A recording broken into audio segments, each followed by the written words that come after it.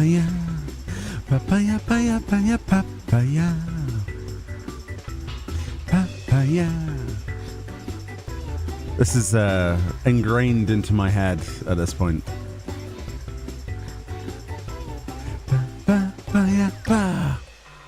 Welcome on in, everyone. Welcome back to another stream. A short stream today. We're going to be covering the Little Ladies Hatching Day crossover event with terrible voices and reading through the storyline. Because my main character, I didn't read it because I needed to make a video. And I needed to make it in some way. And I thought I'd save my first proper experience with you guys. So, yeah, typical sort of long play of this. It is a pretty short event, but I don't know. We didn't have a look around. We didn't look at the NPCs and take it all in. So that's what we're going to do. How are we all doing today? Welcome on in. Hey, Commander Lenin. Hey, Kashimoto. Hey, Lachelia. Hey, Street Sounds Swirlin and Elite Dragon. How you doing? I hope you're all well. Welcome on in. We're going to be doing it on my alt because obviously my main character, I needed to do it for that video earlier. So, yeah, just going to enjoy it, embrace it. I need context. My PT is so sneezy, basically. So that's what we're going to be doing today. Again, shortish stream because of that. But yeah, just going to chill out, relax, and enjoy the rest of the day. It's been a busy one. Been fun. What with the sale and bits and pieces. Lots of cool stuff available. If you want to check out the Mog Station, i.e. the Final Fantasy XIV online store. I always call it the Mog Station, even though that name has been retired now. It's just force of habit. And yeah, there's some really good stuff on there. Some of it is up to like, I would say about 15% off in places, but it varies. The only thing I didn't see on there that I wanted was Fantasias. I think they would have sold a lot more Fantasias if those were on sale, so it is unfortunate. Hey Gigablazer, how you doing? Yesterday we did a really interesting stream. I was completely out of it, by the way.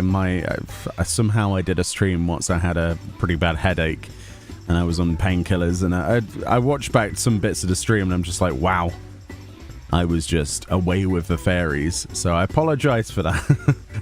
I didn't want to miss the stream and I didn't want to like let people down when I said I was going to help them. But we did actually get some glam for quite a few people and some mounts. So that we're going to do that at the same time next week. And if you do want to be a part of viewer-related events like that, where we do mount farms, glam farms, basically the way it works is sign up on the Discord that you're interested and post that you would like to do something. And then if there's enough people who also want to do that, then that's what we take up that night with. We've already got a few things in arrears of things we want to do, including some mounts.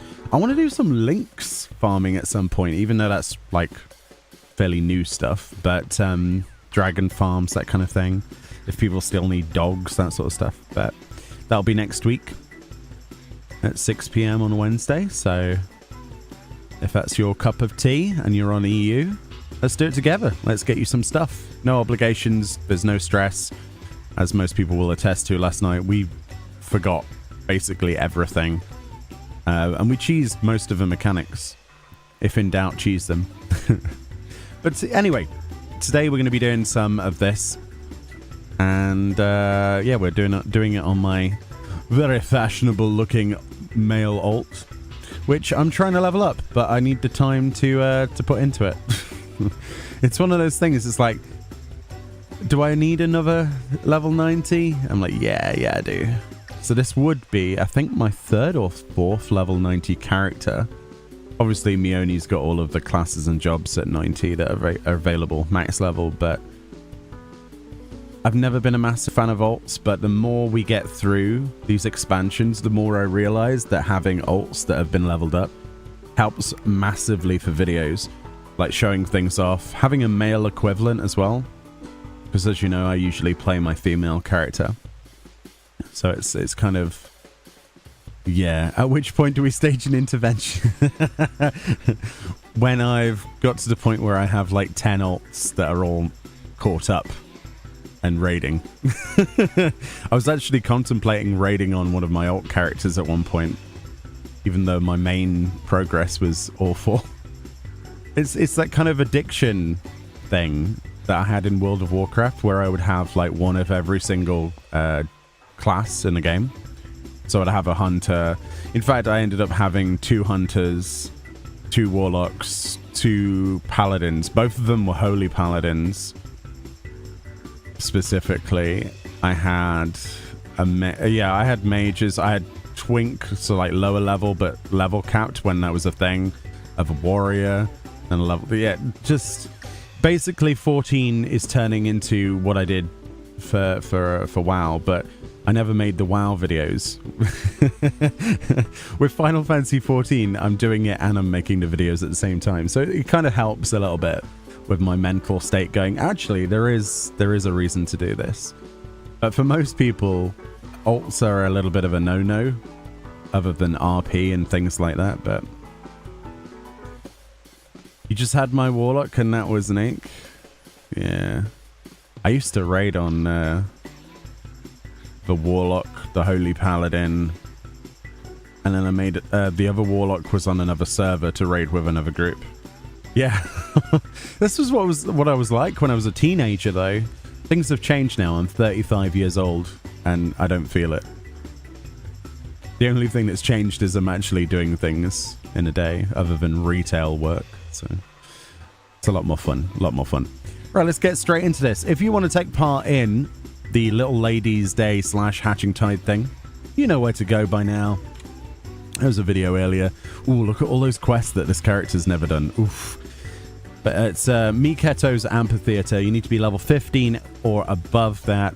You must have access to travel around the world to be able to see this. Obviously, free trial players are able to do this as well because it's low level. And yeah, basically it's called The Princesses and the Eggs. So we're going to read through it because my main character didn't earlier today. And I wanted to save it, but also do work at the same time. Look at all this. It's so pretty. Wow. I'm glad it's nighttime, actually. The Courteous Collector. Oh, that's where you get Hatching Tide ones from. Ah. You can get the fireworks for Hatching Tide from here. And there's also the 2 other Sakura Petal particle effect fireworks that you can get in Uldar right now. I forgot about the Hatching Tide ones, I'll be honest. Wow.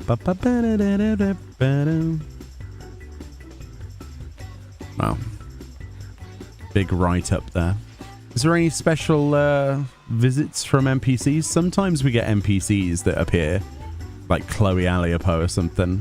Like, oh, it's my first egg event. But no, apparently not. Maybe they show up halfway through. Oh, the couple that broke up, the bad breakup. And she's like, we can still be friends, right? I suppose so. Feel sorry for that. The breakup couple. If you've ever noticed this couple before, or never noticed them, just give them a dote from me. I don't think we have dote on this character. No, we don't. We need to buy dote. Oh, that's a cute Lala. Right, so Geely Aliopo next to a Mosasaurus. Okay. That's not part of the event. Geely Aliopo is looking for someone to help make a dream come true. This is available until the 1st of April, by the way. Make sure you get it done before then if you want to not have to spend money on it the following year, obviously. Welcome, my friend. I take it the Hatching Tide decorations have caught your eye? Oh, Inuim, is that really you? Which is Meoni backwards, obviously. I had hoped I might see you again, but I did not dare assume. Nevertheless, it warms my heart that you are eager to revel in Hatching Tide once more. This year, it was given a dream that sparked my imagination. Oh, it was again a dream that sparked my imagination. A dream of a Gubu Massive and marvellous, standing upon the stage where else but in Uldar, so many marms away. These dreams are dangerous, let's be honest. Wreathed in radiant flowers of pink, a daring Gubu held in her hands an egg decorated most lavishly.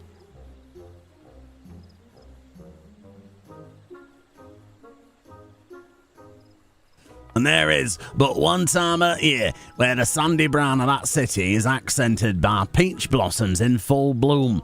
Yes, I speak of Little Ladies' Day. The message of Mistress Aliapor's dream was clear. Combine the spirit of Achintad and Little Ladies' Day to create the most exciting, fire that person, day that Jewel of a City has seen. Naturally, we sought out those in charge of the event and brought our proposal before them. 'Tis a pleasure to meet your... Oh, that's a different person. Oh, 'tis a pleasure to make your acquaintance, Master Inuim. I have the honour of acting as this year's Royal Seneschal, and it is my duty to bring smiles and cheers to all the ladies of the realm. What is Little Ladies' Day, you ask? No, I didn't see you actually say that, but I'm going to pretend. Why, it is a day when the maidens of Eorzea are doted upon as princesses by their very own loyal seneschal. Mistress Aliapor's proposal was quite unprecedented, and so confident was she in her vision that she had already secured the services of a performer and his Gubu companion before meeting with us. Oh dear. I regret to say not all in Uldar share in her conviction. Many doubt the safety of such an act, which has brought our plans for Little Ladies' Day to a standstill. The trepidation is not without cause, mind you. Some 15 years ago, a supposedly tame Gubu ran amok in the city streets, causing untold harm. Yeah, so 15 years ago, 1.0, if you didn't know. When Seneschal informed us of these circumstances, I got to thinking we could hold an Achintad event here in Gridania, with a Gubu as the main attraction. Not only would this lift the spirits of Gridania's people, but it would prove to those in Uldar that Gubu pose no danger. Sorry about that. I had a bit of fluff in my mouth. Surely that would put any doubts to rest. In fact, the performers have already arrived. Nonota and I were treated to a display of their show, and I must say, never have I seen a Gubu so pretty and sweet. Did you eat it? How was it sweet?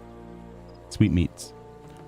Oh, out of all of the paths forward we could have taken, rather, this seemed to be the only one which might please all parties.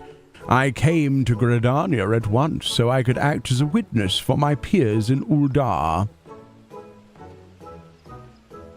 Since you are here, might you accompany me to the show?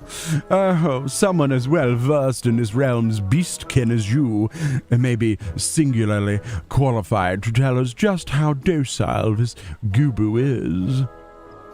I expect quite a few eggs for my troubles. I deal in eggs these days, you see. I'm an Eggman. Just call me Dr. Eggman. Okay? It's the glasses, isn't it? Yes.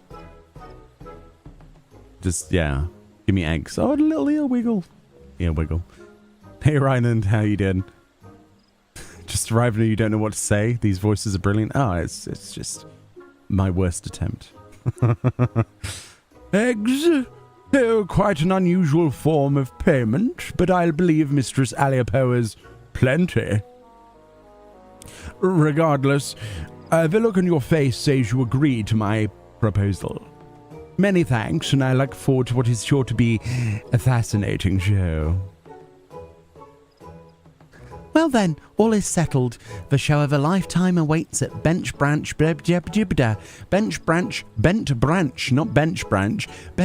Meadows. You'd best not tarry. Bench branch, yeah. Oh, agreed. Let us make our way there and speak with Aldemond, the performer in charge. Oh, I can hardly wait. As you are. Peasant. Who are you calling a peasant? Get out of here. Lalafels.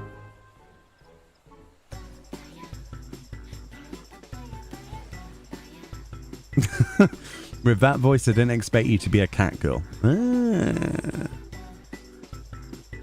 Never judge a cat by its tail. Does that work? That works.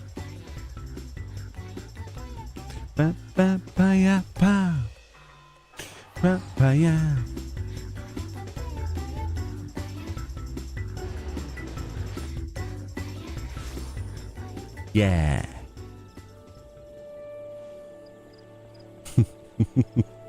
Why would they invite a Goobbue though? Are they just? I thought they were just gonna like paint a Goobbue, like just paint it pink. Is that what they've done? Have they just got some spray paint, or is it like a really bad rash? I'm confused. Aldemond. Oh boy. Aldemond. What voice would he have?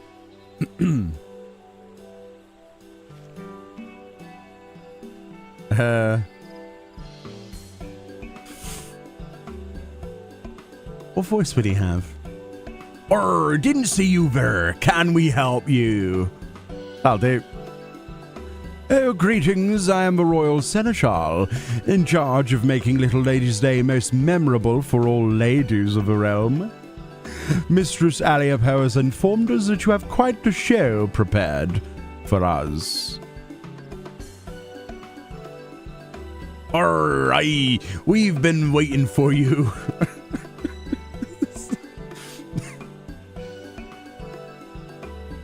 He's on loan from Limsa Lamenta. You'll be hard-pressed to pick your jaw up off the floor after you see what my Petey has in store for you. I've been watching her since the day I found her wandering the wilderness by her lonesome, I did. We spent ages looking for her family, but now I suppose we're all each other has. Me and this Goobbue. Oh, Petey. A lovely name, to be sure. And those flowers, are they peach blossoms? I dare say she's the very picture of a Little Ladies' Day princess. Here's a strange idea of what a princess looks like, but okay. Oh, I'm glad to hear that, I am. And I know Petey is too. She's thought of little else since the moment Miss Aliapo came to us with her peculiar request.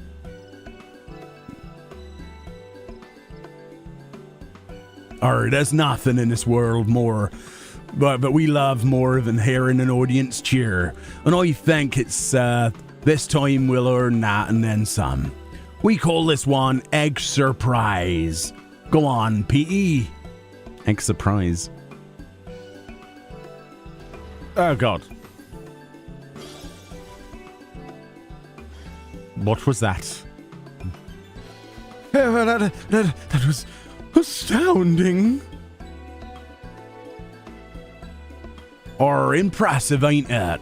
And all it took was a few glamour prisms. Of course, that wasn't where the genius was required. So, hold on a minute. Glamour prisms. Do they make Goobbue sneeze? Or do they make them pink? Is this cruelty to animals? What have they done to this poor fella? What's going on? It took us 2 days and nights of racking our brains to figure out how to capture the spirit of 2 celebrations. In the end, though, I think we did about as good a job as could have been expected. Nod. No. Here comes the rub. Ever since we arrived in Gridania, Petey's been a little on edge. Hate to see her like this, but I think I've figured out what's causing it. Hi, Arnveld, how you doing? As you just saw, she's got no problem performing in front of an audience of 2, but when a whole gaggle of revelers showed up not too long ago, she just froze up. Oh, I see. She must not be used to such large crowds. Luckily I managed to save the show by climbing atop her head. That set her mind at ease and helped her find her courage, it did. Okay. But I ain't as young as I used to be, and my knees are already crying out in protest at the prospect of climbing her again. But you, on the other hand, I reckon you've got plenty of arms left in those adventurous legs of yours. Might I trouble you to join our merry troop and support Petey during her star turn? All you have to do is climb atop her head and head towards the crowds. Show them our act and tell the spectators to come to me for an ag of their own. Still plenty to go round. Leave it to me, I guess. Rah. Rah. What does Petey say? Grrr, grrr, Shucky. No, not like that. Grrr. I suppose it'd be more of a grrr, grrr.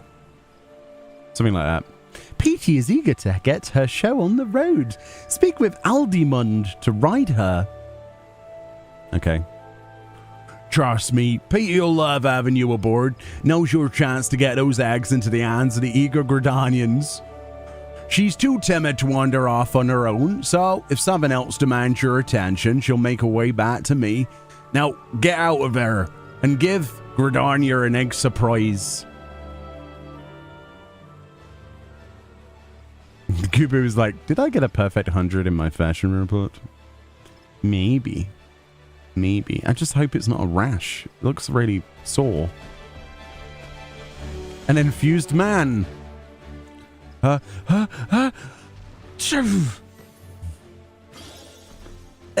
what did I just see? Oh, this must be part of that performing Google I heard so much about. Good show, good show. I think I'll get an egg of my own to remember it by. Why? Why do you want an egg? What's wrong with you? No eggs. Stop. Curious lass. Oh boy. Find anything yet? Where's she looking? Is she looking for eggs? Oh, they're doing an egg hunt. Alright, buddy. I'm just allergic to women on the floor looking for eggs. Okay, Gubu.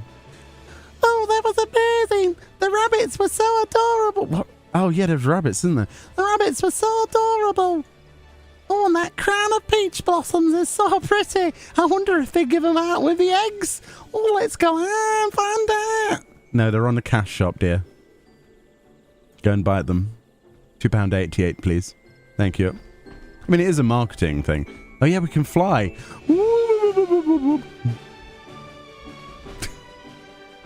The Chocobo man. We're going to kill the poor Chocobo. We're just sneezing on the guy. This feels wrong. Oh, my stars. What manner of...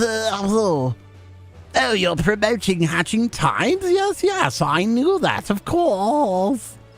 Splendid trick that was, truly. I never knew goobers made to be adept at anything besides eating, but you've expanded my horizons. Mayhap I'll partake in the festivities this year, after all.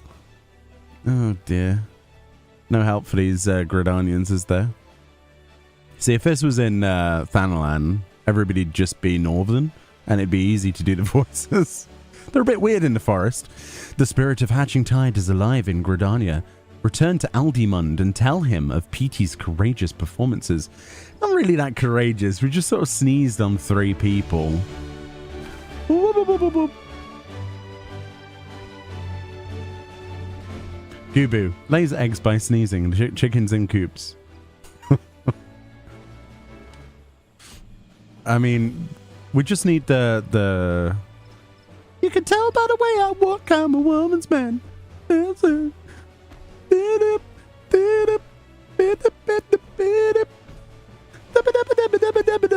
a goo-boo. Goo-boo. Hello. How are you doing? Anyway, I'm having too much fun. Aldimund. Hello. What voice did I give you again?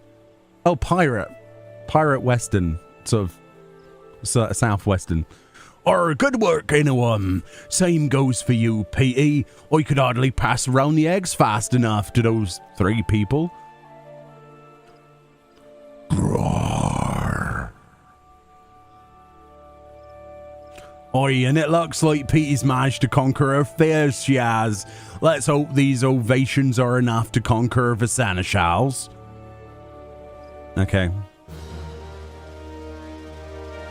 The Royal Seneschal has reached a decision. Dun dun dun dun. This is my reaction right now.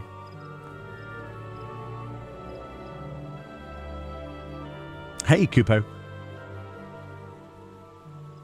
Although I've been but a bystander in your affairs so far, what I have seen has been truly inspiring. Petey is possessed not only of a kind heart, but the soul of an entertainer as well. I would have her be the main attraction of our stage in Uldar. On behalf of the Little Ladies' Day Planning Committee, I invite you to our city as honored guests. Well, I'm not one to decline such an eager invitation. Consider it accepted. But first, I'd best tell Miss Aliapo that she'll be needing more eggs. Go on to Uldar. We'll find our own way there long enough. Before long, rather. Oh, wonderful. Then I shall depart at once and make the stage ready for your arrival. We probably need some more supports because PT's massive. Probably. You, however, have helped me tremendously already. There's no denying that Peachy has taken a shine to you. Might you watch over her in Uldar for a while? Just until she becomes accustomed to the crowds? They're terrified, aren't they? Things are going to go the way of the past.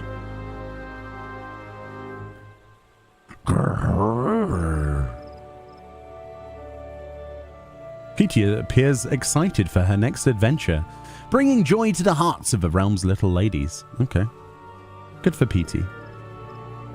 Every stage is different, so it might take a while until Peachy finds her fun, but her desire to see people smile can't be doubted, or she'll shine brighter than all the jewels in any merchant's coffers. Okay.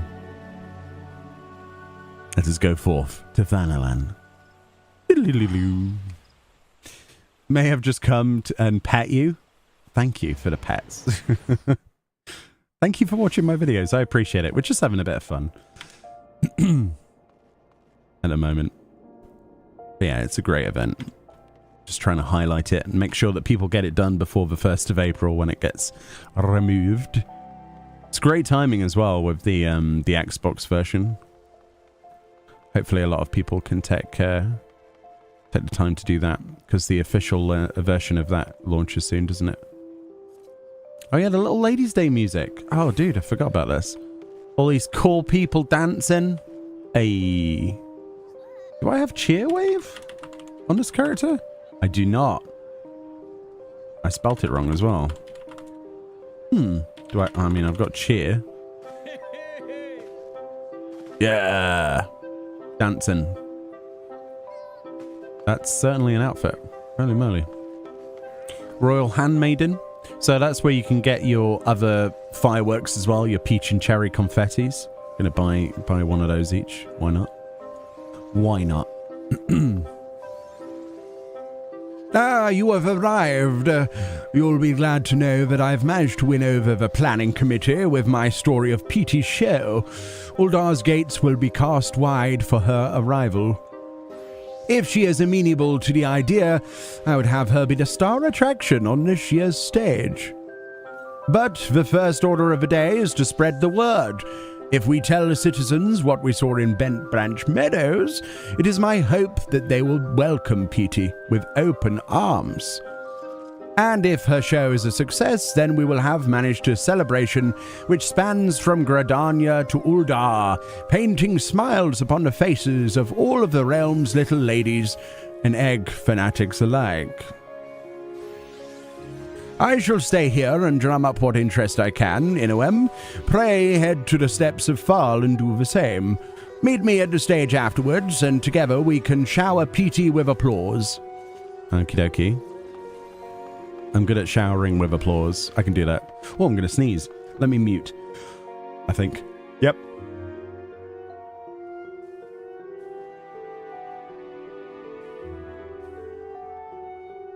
Oh, that caught me off guard. I'm glad I've got a mute button. You just got yours? Nice. Nice, nice, nice, nice, nice. Oh, the random tree. How tremendous. Oh, am I going to sneeze again? What is wrong with me? How many eggs was that? Oh, yeah, good point. I didn't count. Don't know. I'm not going to look at the tissue. That would be weird, wouldn't it? That would be really gross, actually. Maybe there's a chicken in there. I don't know. You can come and look if you want. Oh, there's a burb. Wait a minute. The burb has Dango. Confirmed best event. Burb has Dango. I love it when they just go, you know what? How do we want to decorate this event this year? I don't know. Just put some props around. Okay, says Square Enix employee number 3. Goes around, decorates the place, uses the assets that they have from previous years, makes something amazing. 90% of the people walk past it and never see it. It's one of my favorite things. It is.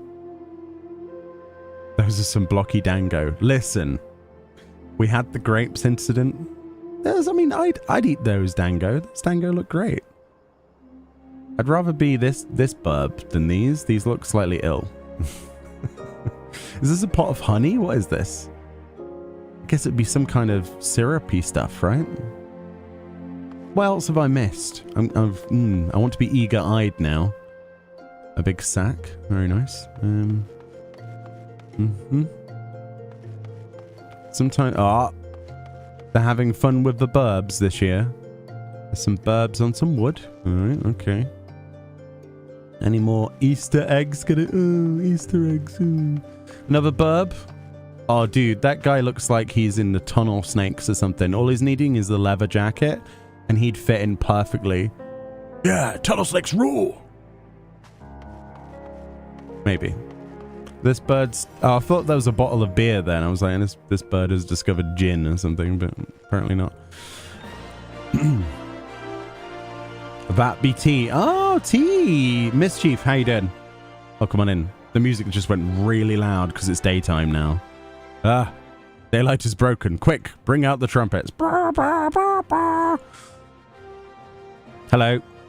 We've got a Gooboo, and we're going to scare people. I mean, entertain people. Oh, a Gooboo performer? Aren't they dangerous? Oh, I suppose a friend of mine was raving about the show she saw in Gradania. If it's the very same, I suppose it's worth a look. It sure is. Enjoy the show, Mom. Any more burbs? There's always burbs. Oh, I want to sit down. I don't think I've got that pose. Oh, I like sit. Like it's like I'm proposing. No, never mind. Never mind. Let's move on. Don't want them getting the wrong idea. Slash Neil. It isn't persistent. What have I done? This bird's happy. Looks a bit static though. Oh, Tunnel Snakes bird. Hello. Oh, a Gooboo we're in Uldar. Oh, that dredges up terrible memories of the rampage I witnessed as a child. How do you know that won't happen again? Have you seen this Gooboo with your own eyes? Yes. And, she's as tame as a chocobo. That doesn't make much sense. Oh, is that so? Well, I see no reason why you would lie to me. Very well, I shall go. Perhaps in this way I can conquer my fears. Go on then. On your bike. Any other burbs? There's always a burb. Where's a will, there's a burb. No, those decorations. Any more burbs? All of these quests that I've never done on this character. People getting drunk in the corner. Let's go for a nice walk. We'll usually teleport, but I think we might end up seeing some bits that I missed last time. So not very tame at all. Yeah, chocobos, they can be wild. I mean, especially if they're red chocobos, it's kind of like the end of everything when you see one of those. You run away, you know? Yeah, it's the change pose, yeah. For some reason I did kneel. I don't know why. Ah, double tunnel snakes. The dango bird on a plate with tea. Oh, it is matcha. Ah, I didn't look inside the cup before. It is indeed matcha. I like matcha personally. It's expensive though. There's a bird on the food. Get it off. Get it off the food. Can't be hygienic, can it? Hello. Oh, he's got a mustache. I did not know Gubus were capable of anything more than mindless eating. Are you sure this show is just watching a beast jumping on hay? What if it is? You'll still have a chance to see a Gubu up close. Very true. Well, when you put it that way, besides, it's not as if I have aught else to do. All right, look for me among the crowd. All right, go on then. The time of Peach's performance draws near. Speak with a royal seneschal before she takes the stage. What if you speak to her before? Or after? Before. French Lalafell. I don't know. Maybe. I mean, we are on Ragnarok after all. Ho ho! Isn't that what people say? I don't know. I've never got that reputation personally, but I remember when what was it? It was Heavensward. For some reason, everybody had labeled my server as French speaking, which I never knew, honestly. I don't understand where that rumor came from, but it is not true. I think the most spoken language is definitely English that I see, but don't know. The server distribution and split of the data centers changed quite a bit, didn't they? A lot of people went to different places and things. Unfortunately, I still think the server split was a bad idea myself, but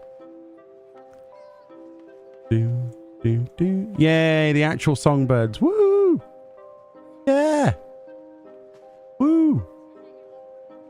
Thank you for coming. Oh, I'm on the stage a bit there. Sorry about that. I don't have cheer wave. Okay, someone's excited. They've brought their bunny ears. Such grace! Indeed. Indeed. See, I wish I had cheer wave on this character, but I don't have it on it. Oh, dude. A Tombury miner. That is terrifying. So instead of a kitchen knife, you just get a pickaxe through the back. That's horrifying. No, P-E-Y!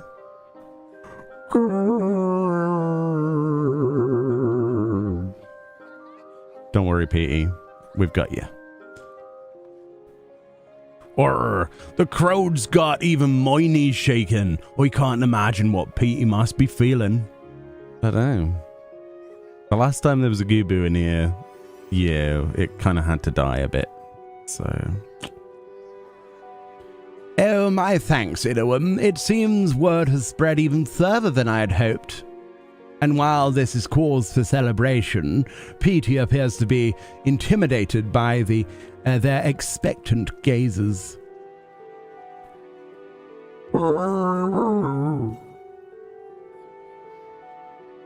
Course, you could just hop on her head and she'd calm down just like that. But we can't lean on you forever. Why don't you rally her spirits with some encouraging words? Seems she's warm to you, and I reckon she'd appreciate whatever you have to say. What if we... I don't want to rally. What can we do the opposite? Like, I don't know, enrage the Gubu. Then we'd get a fate event in Uldar again. That'd be amazing. / rally. Yeah, go get him. PE.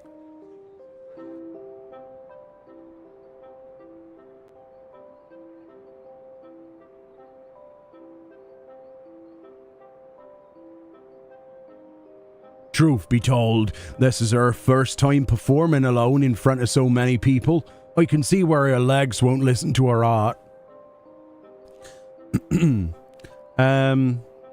Little lady they needs its princess. And you are the best princess here.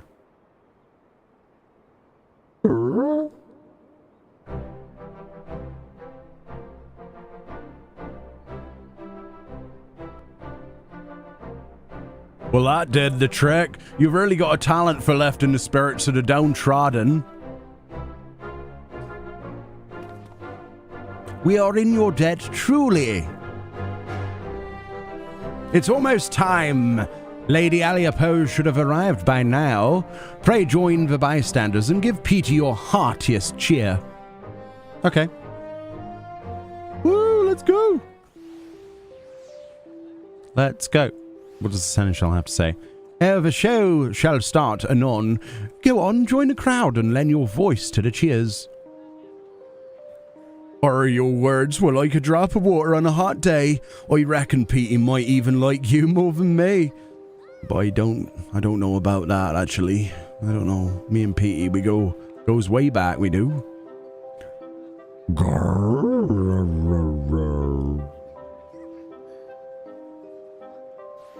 Petey is ready to take the stage. Join the other bystanders to see what she has in store for Uldar's little ladies. Just don't sneeze on them too much, okay? That's all I'm going to ask. Especially not the songbirds. Come on.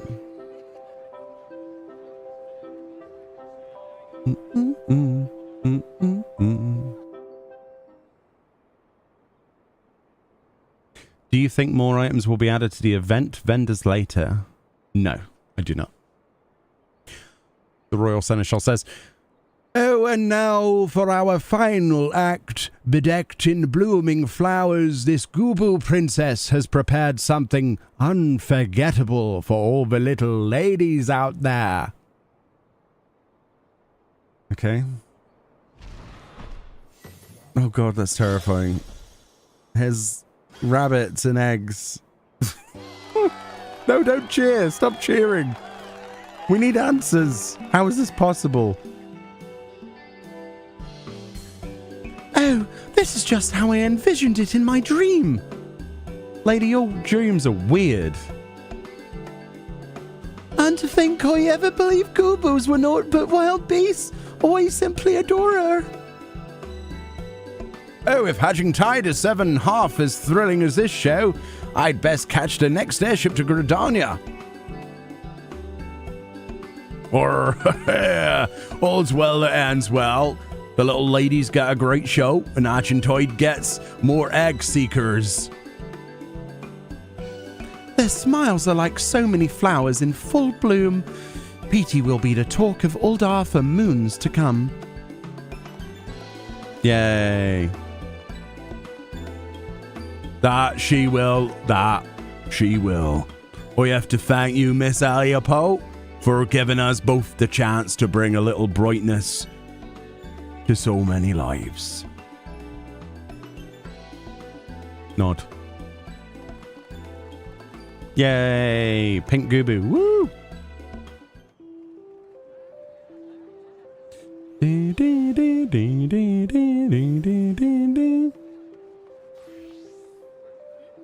Oh, no. Oh, I should have talked to Petey first. Missed dialogue, possibly. I don't know. Oh, thank you, Petey, for bringing joy to the citizens of Uldar, especially its little ladies.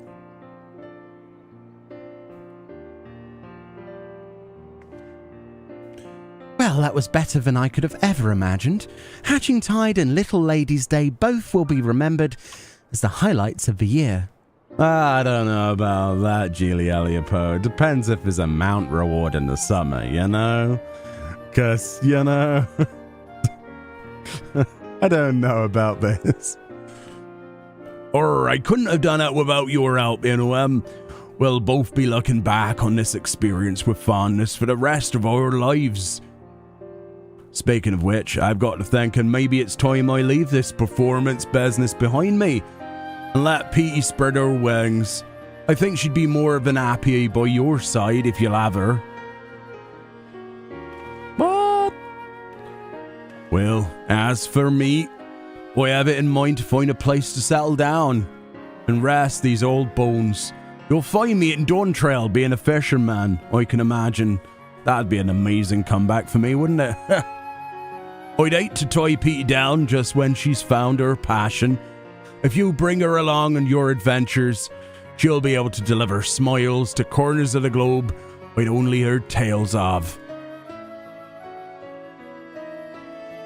Are you sure you can manage without this giant pink gooboo that everyone is afraid of and Verse is afraid of you for being there?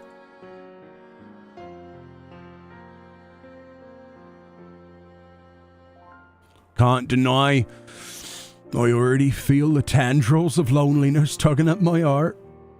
But they'll lose their grip so long as I know Petey's with you. I look forward to hearing of her exploits as I while the days away. That's a bit sad, isn't it? Not. Well, I don't need to be rude, but I am required in Gridania. Nonota must know just how perfectly my dream manifested. Give the lass our regards, eh? I'll stay here in Uldar until the festivities end. And who knows? Maybe longer.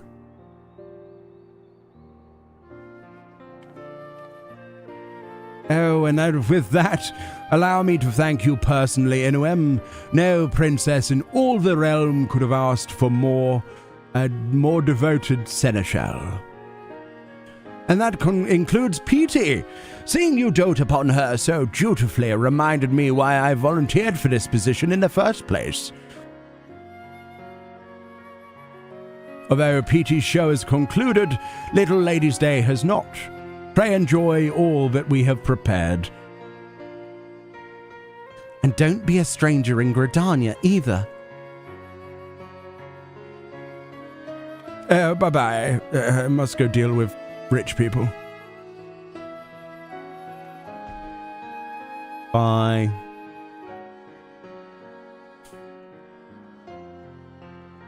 And there we go. Petey horn, a curved horn, but when blown, emits a flowery tone that brings Petey the Gooboo Maiden lumbering to your side.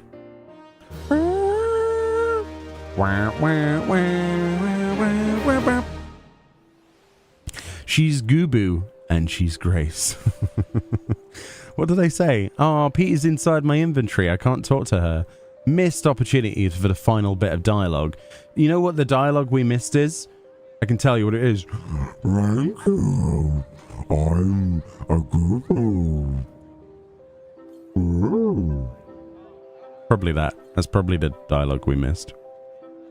Oh, the crowd is as lively as I've ever seen it. Would that Petey could be our star every year. Tough. She's a mount now. Wrecked. Or I know you and Pete'll have adventures wilder than I could have ever imagined. Make sure to come visit and regale me with your tales, eh? If I can find you, you're probably in the quicksand, are you?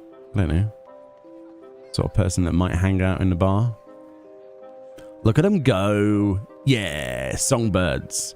You know what I wish this game had that World of Warcraft had? I know the comparisons are getting tiresome. I think most people will agree.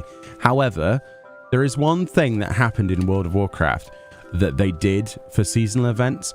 there used to be a in-game band called, well, at the time it was called Level 70 Elite Tauren Chieftain, and what they were was a bunch of characters that had there was a drummer, there was a guitarist, there was a bassist, and there was a singer, and there was actual music that they had created for that band. And during certain seasonal events, they would have, for example, there's during Brewfest, which was around October, if I remember correctly. So it's a bit like the German tradition, that kind of thing. If you go to a certain dungeon, inside of it, there was like a concert. But also for other seasonal events, they had like stages like this. And every so often, every couple of hours or so, they'd have a concert in the game. How cool would it be if they wrote some basic stuff for the Songbirds, made them a basic track, and then had that timed so that you had an event to look forward to on this stage? I know it's a lot of extra effort, maybe, but it could be a lot of fun, and I think a lot of people would get a huge kick out of that, myself included, because it's awesome to be introduced to what is our first set of idol culture in Final Fantasy XIV with these characters for every little ladies' day that we've seen them, you know, with called the Songbirds. And so many people are like, yeah, I want to be a songbird. But it'd be nice to hear some like J-pop or something, you know, something basic. I don't know. Maybe that's something.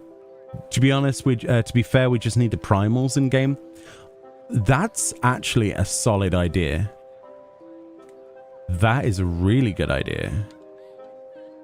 Ooh, why not both?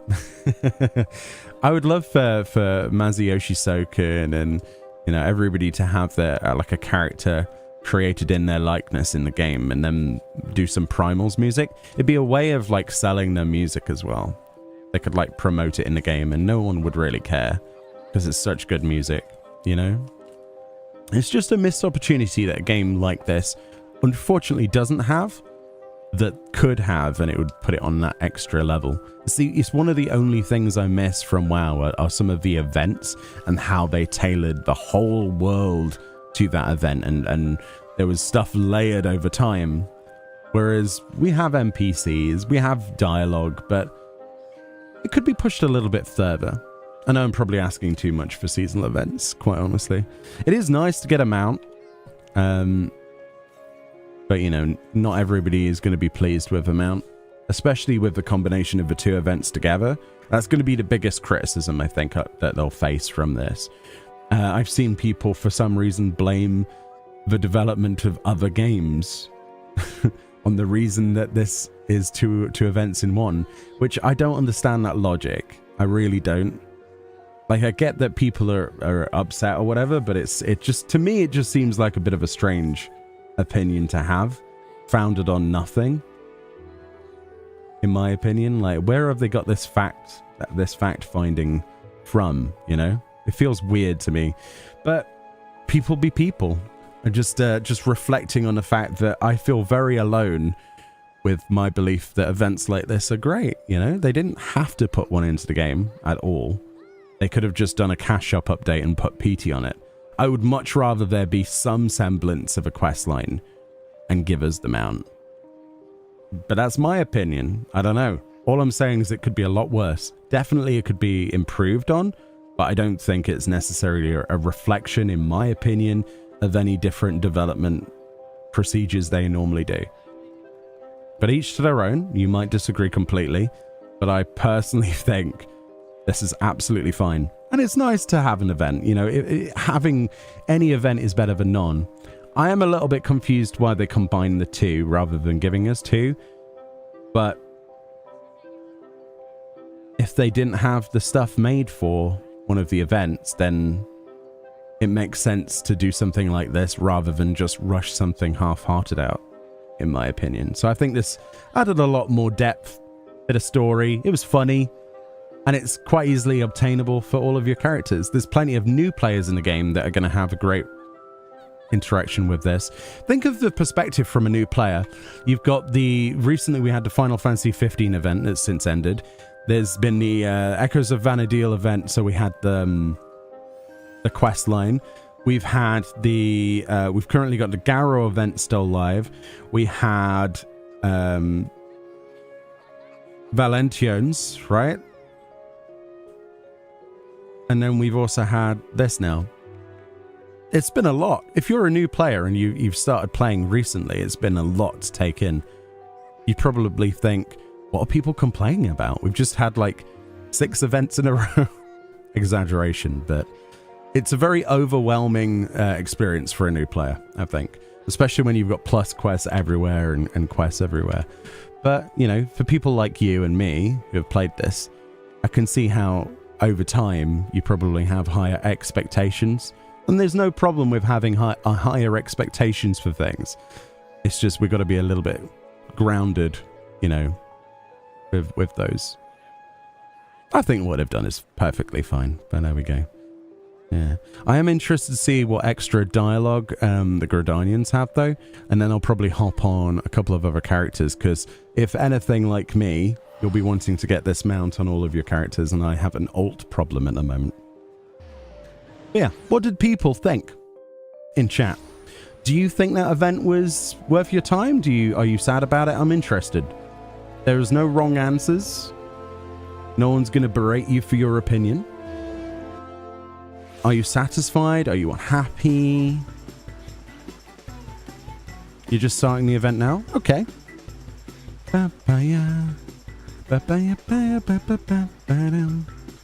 I must say, the organisers of the festivities have outdone themselves. That Gubu turned into an egg fanatic. Turned me into an egg fanatic. Ah, there is extra dialogues. It might be worth looking around Grodania in a moment. Oh, Hamlin. Eggs. Tonberry eggs. Such adorable decorations are sure to turn Tomberries from symbols of terror to objects of adoration. Oh, I didn't see these. I'm sorry. Oh, they're adorable. Can those be a housing item, please? I know everyone's going to be like, oh, God, here we go again. I hadn't seen these earlier. 10 out of 10. We need these for outdoors items. Like for Halloween, this would be perfect. Cooper says, I has question. Is mount the only thing to get from this event? Yes, that is correct, yeah. Minor Sam says, felt shorter than the other events, dialogue-wise. Yeah, I think that's a fair criticism because there hasn't been any repeatable quest. That's one thing I have missed myself, is because usually I go and like the thing where you're like, somebody wants to come and see you in celebration of the egg, and then a cutscene begins and there's like different people who show up, like the random cutscene events. I miss those. We had some like that more recently, but it would have been nice to have the thoughts of Eorzeans, wouldn't it? See what they're dressed up as, and, you know, maybe have like Sadu and people like that reflect on how silly it is collecting eggs and stuff. The Sylphs had a bit too much fun last year, so we've put Tomberry eggs here and there to keep those tricksters away. Looking at them now, though, I only hope they don't scare away more revelers than Sylphs. Very true. They are terrifying with the kitchen knife. Oh, there's more of them. How did I miss these before? I'm completely awful at observation. I didn't even realize there were Tomberries everywhere. I want like a bunch of these joined together as a housing item. Yeah, the Tomberry lamps are amazing, aren't they? Soken would be a magical, musical, ultimate boss. He certainly would. Oh yeah, put him as a raid boss. That'd be amazing. Although nobody would want to defeat him because he's just too lovely. There's a bun. Cool. Nonota says, an excellent and exciting hatching time to you, anyone. We hope you enjoy all we've prepared this year. Is that it? Ah, you came after all. As you see, the citizens cannot get enough of Hatching Tide. Go on and enjoy yourself. Yeah, she asked us to come back. I came back. Where's my repeatable quest? Wait. Riggy's here. Oh, dude. Riggy do trick. See Riggy's trick. What trick are you gonna do, Riggy? Riggy! I came here during my break to see how the festivities were coming along. But imagine my surprise when I heard tell of a performing Goobo. I'd see it for myself. Okay. Any other NPCs with unique dialogue?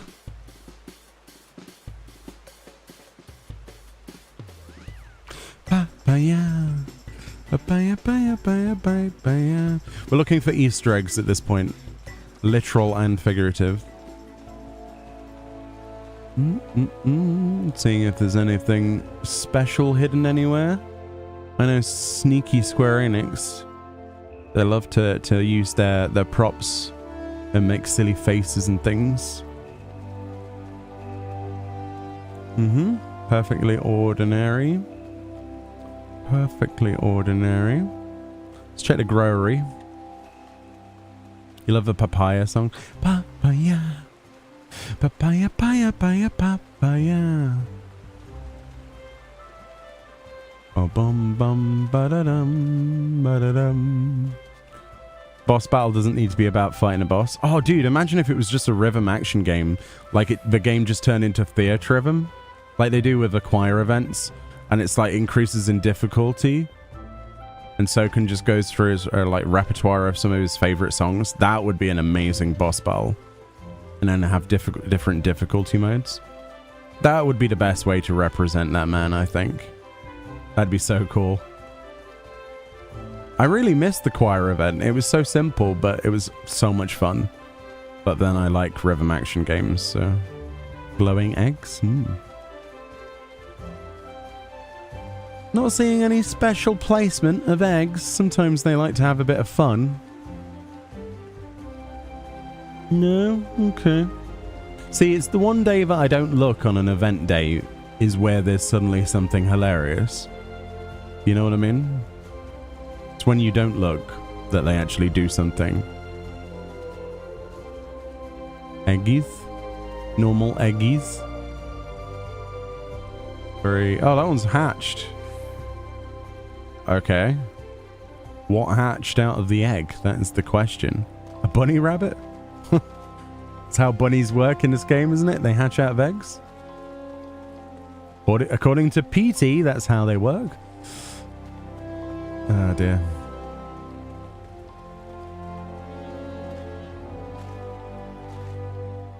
No? I don't think there's a chocobo eggs, my friend. I suppose there could be. Where did the rain go? That was like somebody turned the rain off. I mean, I'm not going to complain. You missed the Wonder. He's close to the amphitheater's Ethernet shard. Oh, the Wanderer. I'm the kind of guy who likes to doop-be-doop-be-doop. They call me the Wanderer. No, I'm the Wanderer. I want to play Fallout now. What have you done? Is he? He's near the Ethernet shard.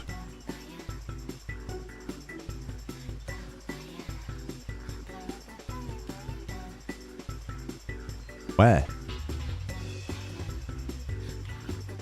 But where is he? Is he a random encounter or something? Do I have to jump around until he spawns or something?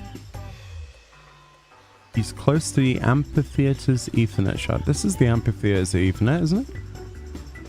Or am I being silly? I can't see him. He's standing right where I am. Is this you? I don't see anything here. Oh, is it because my alt's character? Maybe the progression is... Ah, hold on a minute. Different characters might have different things appear depending on what they've done. My alt hasn't done that much. Hold on a minute. Let's fix that. Let's see if that theory is correct. So different people will see different things. They've done that quite a few times before. It's like a basic level of phasing, isn't it? Like a trigger point of has player reached X point in quest. Yeah, Yeah, we were playing on the alt because I did it on my main earlier today. I skipped the cutscenes on the main character so that we could watch them together. Which was probably the best decision, so you got to hear my terrible attempts at voicing those characters. I still have a lack of context of why PT is able to sneeze eggs and chickens. It's really vexing me at the moment. Also, we might see different NPCs on this character. That's a good idea.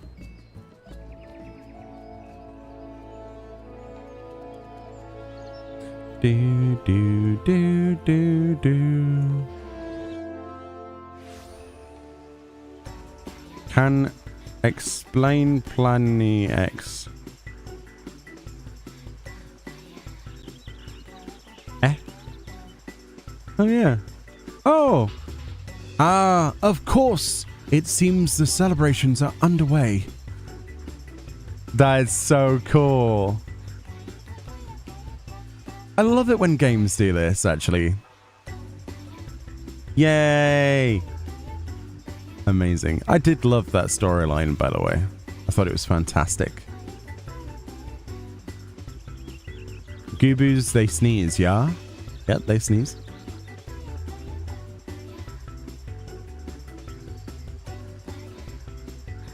I'm not going to repeat that Koopo on stream.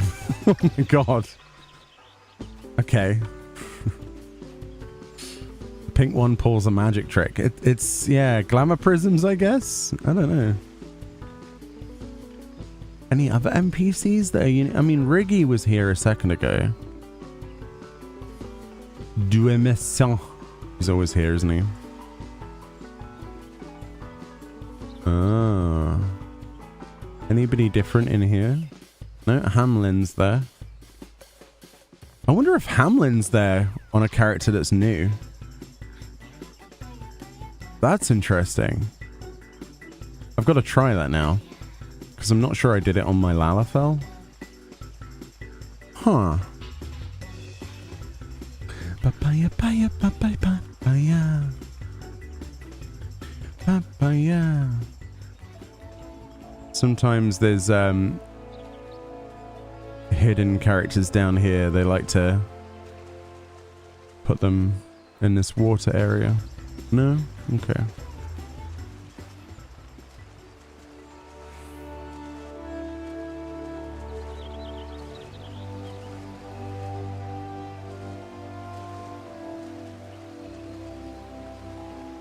Mm-hmm.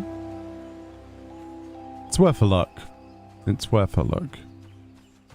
Eggs. What a strange place to just throw a load of eggs. How about magic trick? Yeah, magic trick.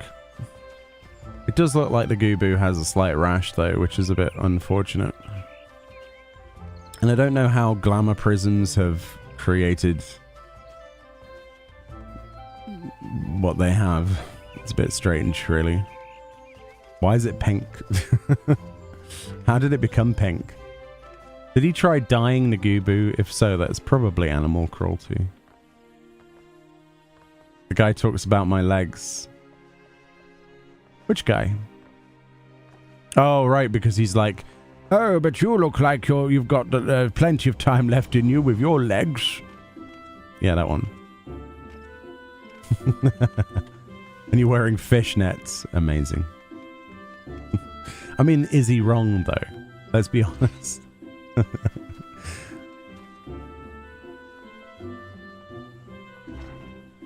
Although heavy lifting whilst wearing fishnets is probably going to end with you tearing the fishnets. It's the worst thing ever. I know when Fran has a pair of tights and she, I don't know, goes anywhere, she somehow manages to get holes in them. Like they start fraying or the little, like the threads start to get close together and then that's like a ruined pair of tights. But she's done nothing, she just walks around. Only takes like a slight breeze and then suddenly you have holes in your fishnets, well, in your tights. And then you look like fishnets. Your legs save lives? Thick thighs, right? Yeah, I don't think there's any other Easter eggs, at least not that I can see.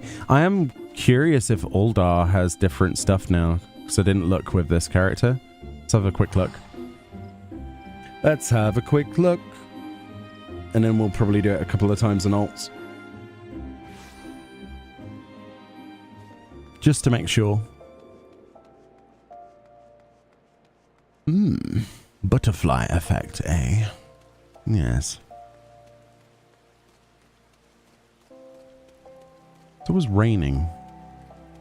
Whenever I play this video game, it is always raining.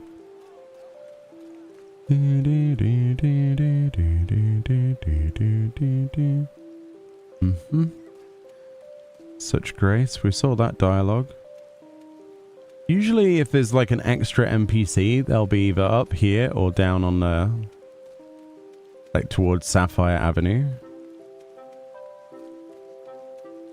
No. Interesting. It was nice to see the Alliance raid though. Like the Myths of the Realm references. That's cool. Really cool. I didn't expect that. They're not femro thick, but they get this job done. What do you mean they get the job done? Hey, if it works, right? Where's this person inspecting a wall? The mighty fine work of gravel and grout that you've done here, filling the gaps nicely between the blocks. I can't disagree. Can't disagree. Yeah, I don't think there's anything different, even on this character. It's at least my most progressed character. But you were right about that one Easter egg, though. I'm happy that we saw that. Very cool. Very cool. Because normally I do all of these events and I do videos or streams or whatever. And then somebody will post in like a Reddit thread like, hey, don't miss out on seeing this NPC. And I'll be like, no, I missed out. Not again. All right, I think we'll do it on our alts then, because I want to get PT before next year. I know this is a bit of repetition. We're not going to read the storylines for all of the alts. I just want to pick up the mount so that we have it, because I'm not sure where any of these characters will end up going in the future, because I have plans to do some US stuff. I want to try some different region stuff, honestly. Play on Oceanic, the US servers, as well as some other places as well. Probably some JP servers. I want to see the difference in some of the places. Yeah, thank you, Pim-san. Big shout out to you for highlighting that, because I would have missed it. Definitely. Definitely. Papaya. Papaya, papaya, papaya, papaya. Oh, this character logged out in exactly the correct place. Nice. Papaya. I think we, the last time we used this character was for an event. I think it was Halloween, wasn't it? Let's go sneeze on more people. Woo!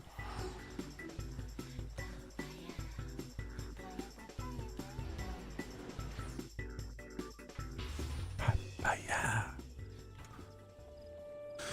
Do do do do do do do. 360 no PT. Hey Aldemond again. Who are you? An alt of a friend of yours.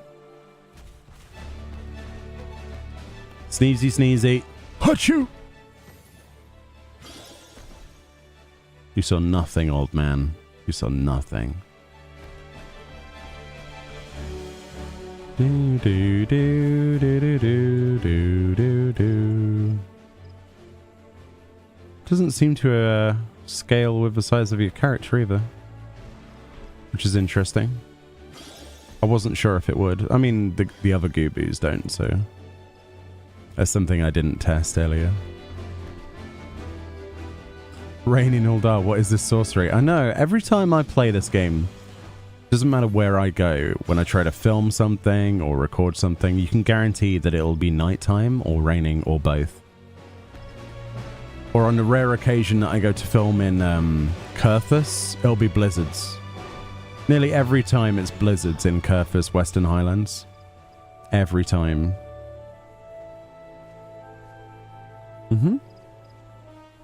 Let's go get ourselves another mount.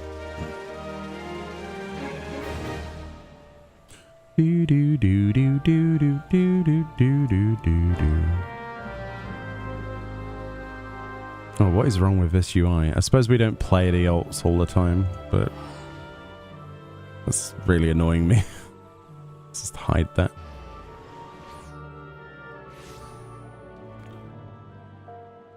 Lazy teleport. Oh, I can't lazy teleport. I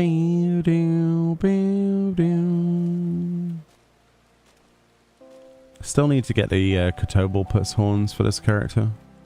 The glam is not complete, sadly.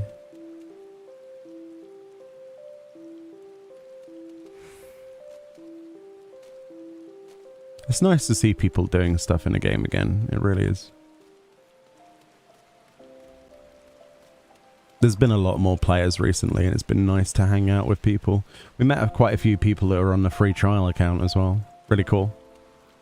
I think it's lovely that they can do more. Hopefully they add Shadowbringers to the free trial. I'd be really happy if they did that. Because then we could do Bosja. With even more people. You can't wait for the 16 crossover. Yeah. Yeah.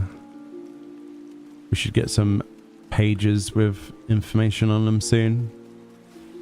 We've got a basic special site, but I think they need to update some other bits to it.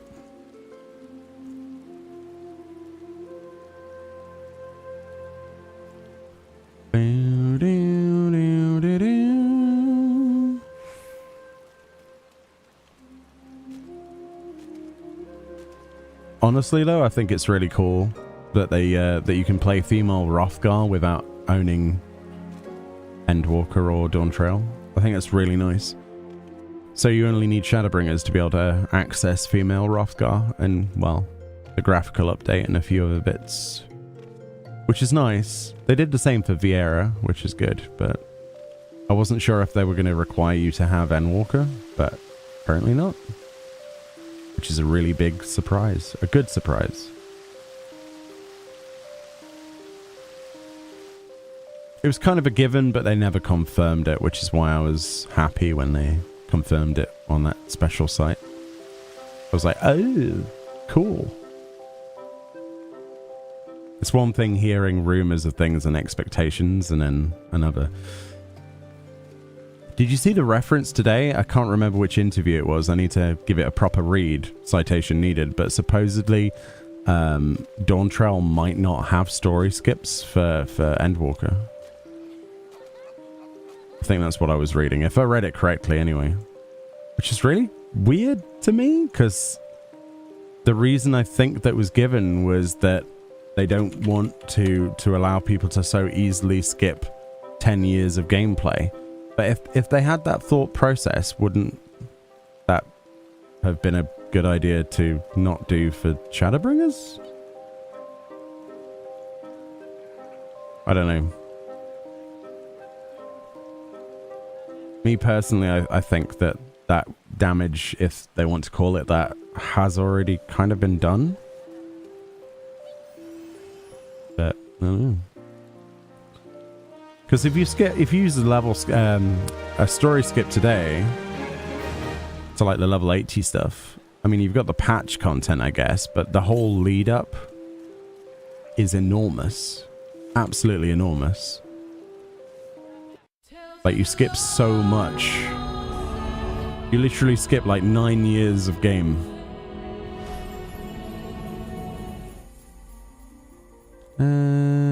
Let's do Melody. Get the Lalafell done. I have too many characters. This is the other level 90. I need to get at least 4 characters 90 on a job that I play. Don't ask me why, I just want that. It's so helpful. Alderman looks like J. Jonah Jameson. You replace the whole event dialogue with Spider-Man. I need pictures of Spider-Man. Yeah, don't blame you. I hadn't really thought about that. You see, I should probably do that when I do voices for characters. Quote unquote voices. No, we're not doing the main quest. Well, nearly did the main quest. I'm still unlocking parts of Abyssos at the moment on this character. And I've got to do the confrontation with Golbez as well at some point.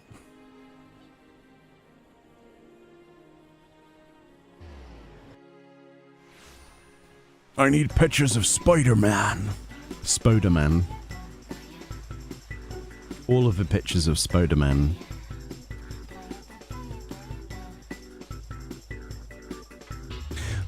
Yeah.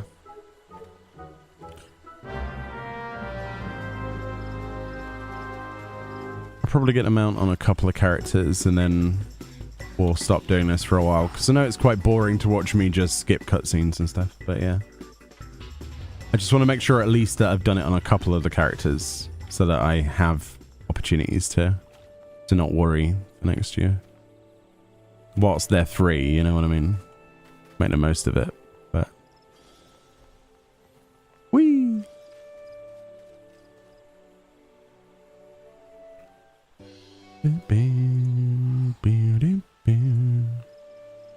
Right, let's go sneeze again. Yeah, it's the same size. Cool. Oh yeah, PT. I guess like Peter Parker as well.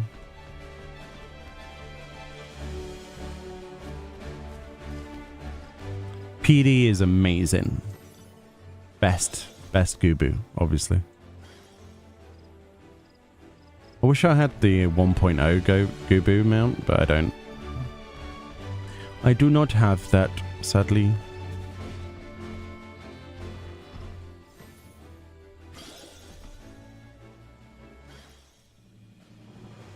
I don't know many people that still play from 1.0, honestly. Or at least paid for the subscription long enough.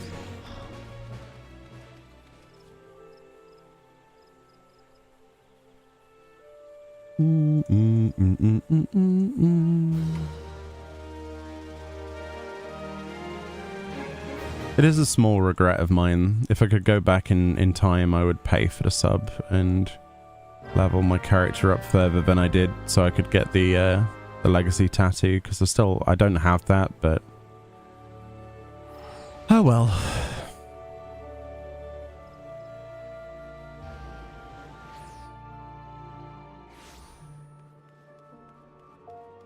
I remember paying a sub and leveling, but I don't remember how long I did it for.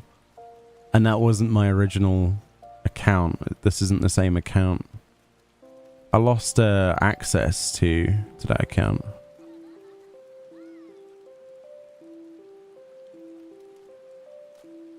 Unfortunately, I had like 3 accounts because like every time I lost the account details, instead of going through the password reset thing, I made a new account. So in total, I ended up with 3 Final Fantasy accounts. 2 of which, one I got the I managed to figure out the credentials and I managed to recover the password for one of them, and that was the Lalafell. And then the other one, I am completely just, I have no idea what email I use. I've no idea. I've gone through everything I can think of and I can't figure it out. So if one day I do figure it out, I need to go through some paperwork, because I used to write things down in like little notebooks and things from well, I had a load of school books and I used to write down passwords and things in them. Could be in there. Maybe. But that's in the cupboard of doom, and that would be a pain. I just stuffed all of the college work and uni work in a cupboard and left it there. And just put stuff in front of it so I never have to look at it again.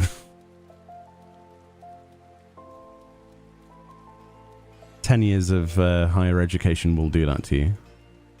Dealing with idiots.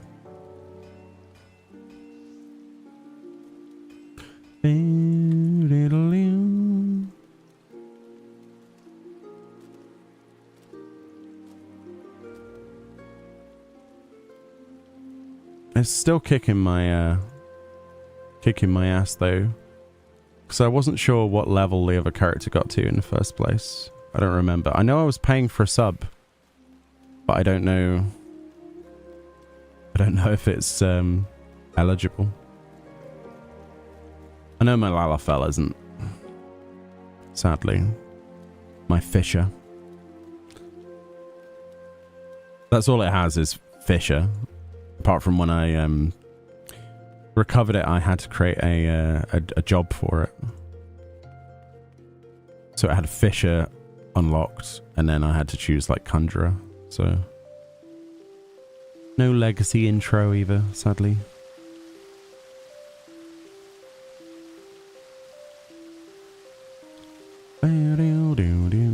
But that's one of my biggest regrets, is not having the legacy tattoo. On Meoni, obviously.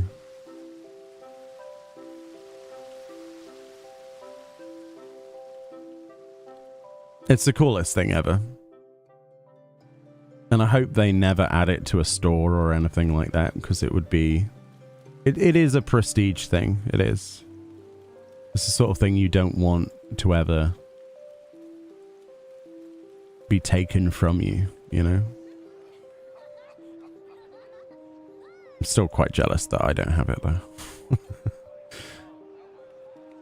But we never know. If I ever recover that other account, then... Who knows? Maybe it does. I don't know. I don't remember what I was paying for back then. Hey, it might even have the, if we can figure it out, it might even have the cheaper sub on it. Because originally, well, they still honor it, the cheaper subscription price for the game. If you're on a legacy account.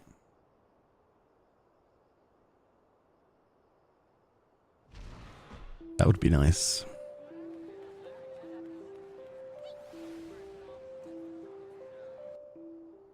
Do do do do do do do.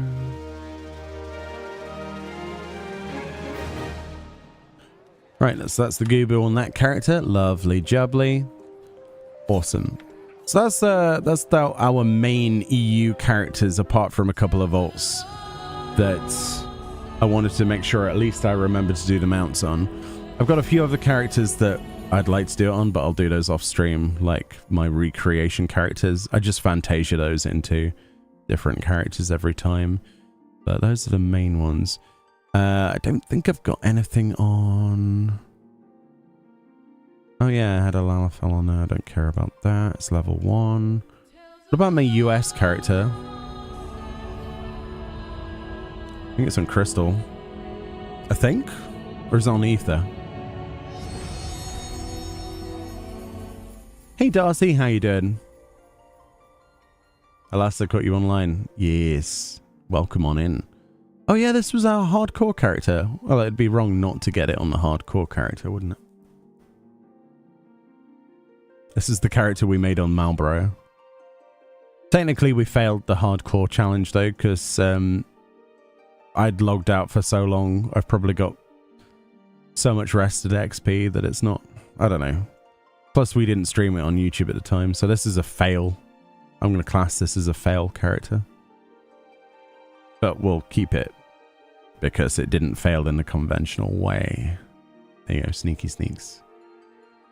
How long is the quest? About... It depends if you read the cutscenes or anything.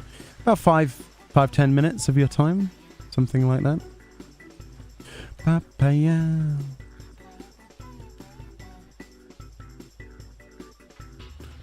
Pick it up from Gilialiapo in Old Gridania, level 15 or above. And then you go over to Bent Branch Meadows, do a bit of sneezing on people using an emote. And then Uldar basically talking to 3 people. You use an emote on PE and then pretty much you get it as a mount. So it's not very long. Wow, this UI is messed up on this. I need to copy the character stuff over. This is awful. It's because we have a different PC setup now. So all of the UI elements are mangled up. Does it sneeze something different? It does. It does. Do you want to see what it sneezes?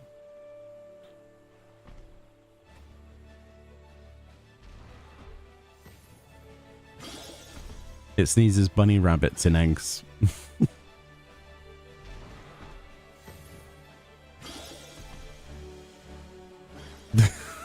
Don't ask me how this works. What the lore reason is behind this. I've still no idea, even after doing the quests. It's shorter than you would have liked. Yeah, that's a fair statement, Jamie. I agree.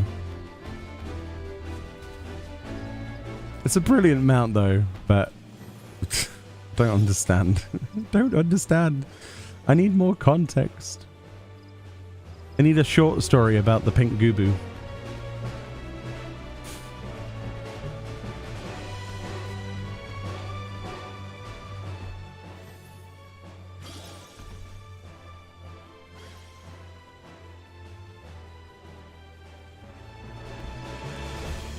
Oh yeah, this character can't fly. That was a weird feeling. I was like, why can't I fly? Oh, right. Okay. Hardcore character, right.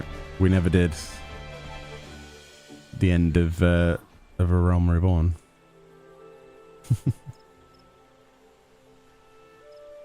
Oh, we got 1400 EXP. Wow. Amazing.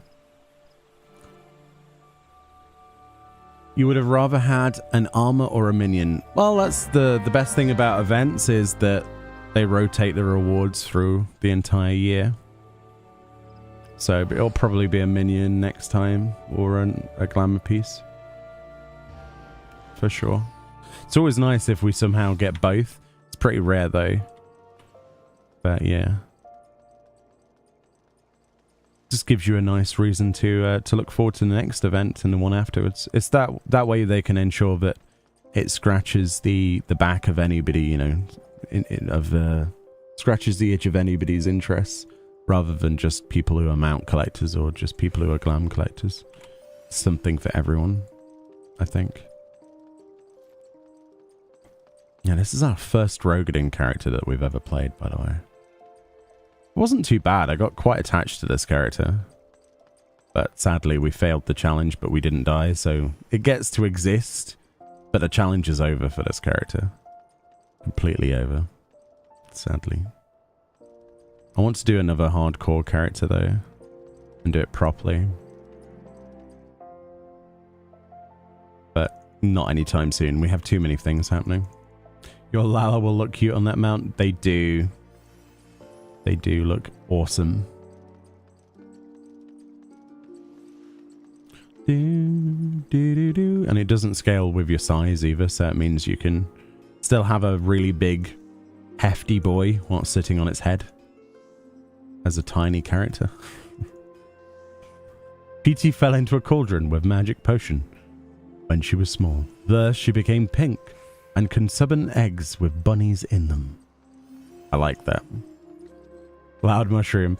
The reason it's called Loud Mushroom is because when we were picking this character for that hardcore challenge originally, we let chat decide what character we were making. So everything from the race, the face options, everything like that.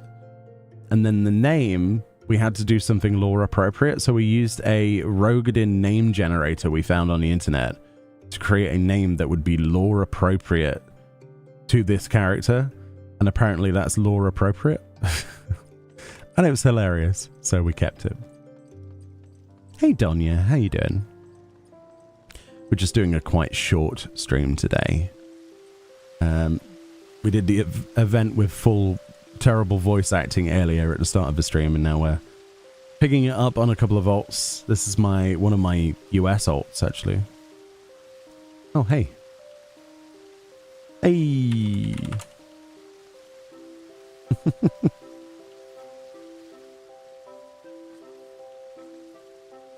Looking good. Those fishnets, Jamie.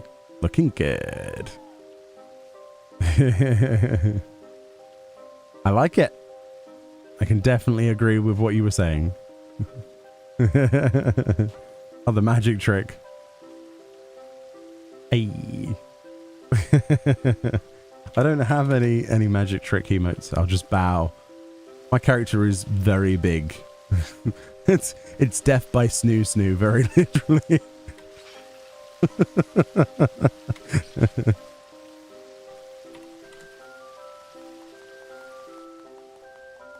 Whee! Amazing. Right, I'm gonna go hand in this quest. Ah, itchy nose. And then there's one other US character that I've got to get this on. Very pretty character.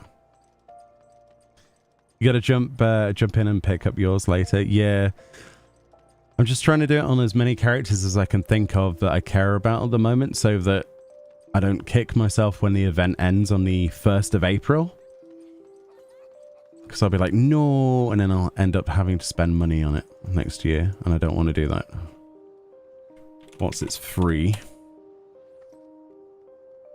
Looking sharp. Oh yeah, everybody loves your glam, Jamie. On the YouTube side. And quite rightfully so. It's nice. But yeah, this was our failed hardcore character. I say failed, it's because I forgot to continue with it. So it hasn't been touched in that time, but I still class it as a fail. So because we never did the stuff on YouTube stream, we did it on Twitch instead. So that's before we could multi-stream, and now we can multi-stream. We have more VOD access because I'm not sure I kept any of the VODs from the Twitch side. Like forgot to download the VODs, so yeah. That's why streaming on Twitch only is not a great idea for me. I forget too often. That's why YouTube is so good, because it's you always have a backup every single time. Oh wow. Oh right, yeah, we visited the mailbox, didn't we? Oh my god. This is what happens when you play the game with account bound items over years, and you make an alt. You end up spending 90% of your time learning things from various promotions, collector's editions, pre-orders, mounts that are account wide.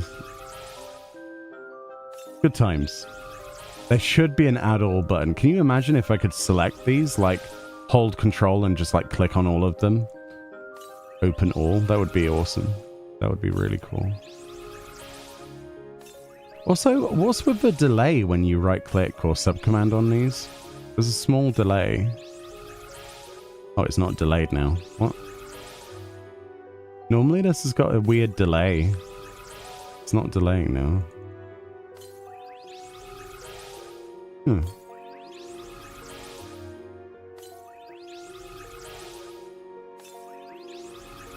It is the sound of satisfaction as we learn these things.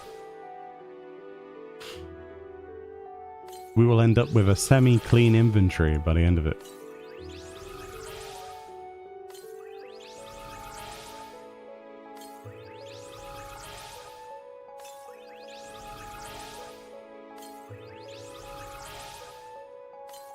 Takes like 2 seconds an item.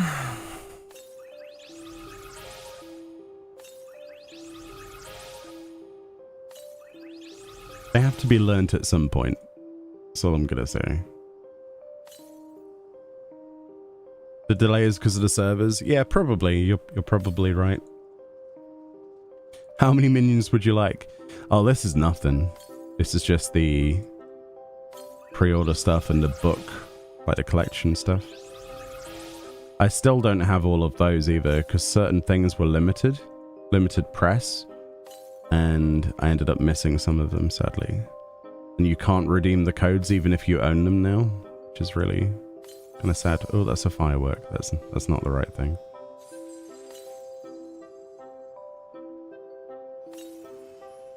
I think I'm on the leaderboards for 50, or was it 51st in the world for minions? On Meoni, which is terribly low. It's because I didn't pre-order the Dalamud what is it called? Dalamud Rising. What's the Dalamud minion from before the Fall soundtrack? I think it is. Because I didn't get that at the time. I wasn't chasing minions, which I also regret. I picked up a copy of it. I have a copy of it, but the code won't work. The expiry was honored, so you can't actually use it. It actually did expire. I think that's so silly, like buying a CD or a piece of merch that has a code on it and having an expiry date for an MMO. It feels weird. They stopped doing it for a lot of things, like the Kate Sif plushie you can buy. If you buy that today from a Square Enix store, it does come with a code that works. There was a point where they'd retired the codes, where you couldn't use them, but they went and made a special effort to extend the codes, but they never did it for the minions. So I'm really sad about that, really sad. Oh well. Right, there's that character that we don't really care about too much done. You got a Primog minion the other day? The friend in Japan sent me the album as a gift. Yeah, I think which one was the Primogs from? Yeah, the one I'm talking about is, funnily enough, is it this one? I have some of the CDs on my desk because I listen to them quite often. Is it this one? Is it before Meteor? I'm not sure if it's that one. Egg. All of the egg sound effects. Oh yeah, the sound effects are working again. I had to re-authenticate the sound alerts thing. It keeps one authenticating. I don't think it's that one. I've got the Heavensward soundtrack. I can't remember which one comes with that. Oh yeah, there's the code in fact. Yeah, but I'm pretty sure that's expired now, sadly. Yeah, there's a bunch of them. And then over here, I've got... where did I put those? Oh, they're over on the actual shelf. All of the others, but... It's like, it's not like I don't own the CDs, it's just... the codes don't work.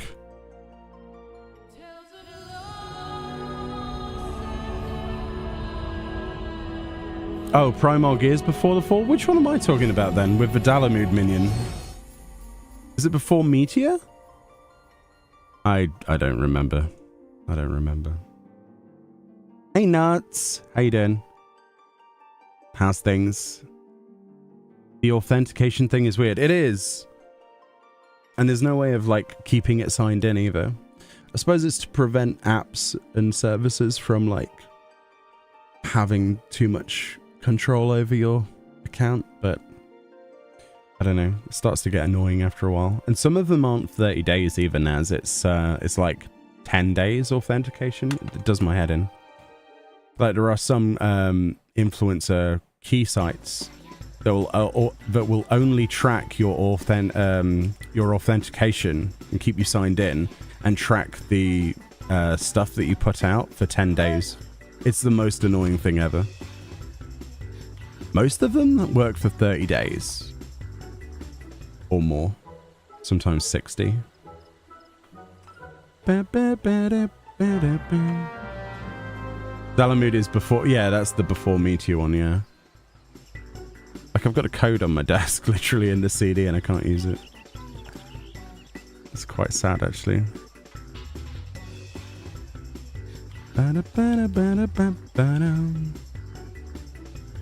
2 seconds.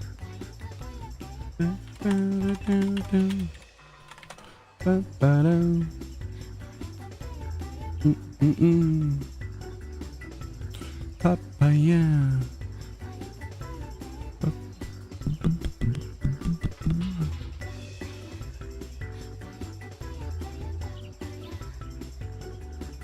These are the ones I'm missing. So obviously this comes from the art book that is coming out. I pre-ordered that.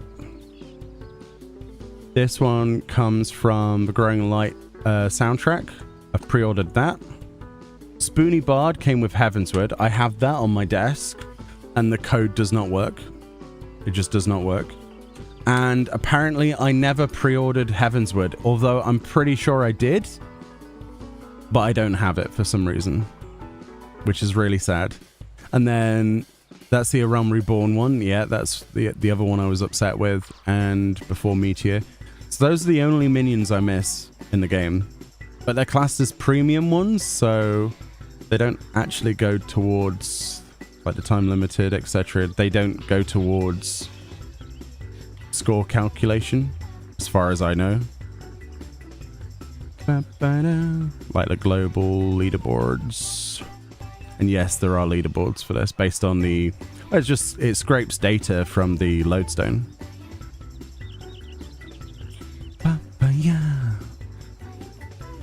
So if we go all the way down, there you go, 54, sorry, 54. I've got 486 minions, and the top person has 490. And the reason that this is, like, they share first place, for example, because they all have the same amount. If that makes sense. Although that doesn't make sense. How would that person be 23rd on a leaderboard and that person won? Oh, because there's 23 spots. Oh. So that means there are more than 54 people in.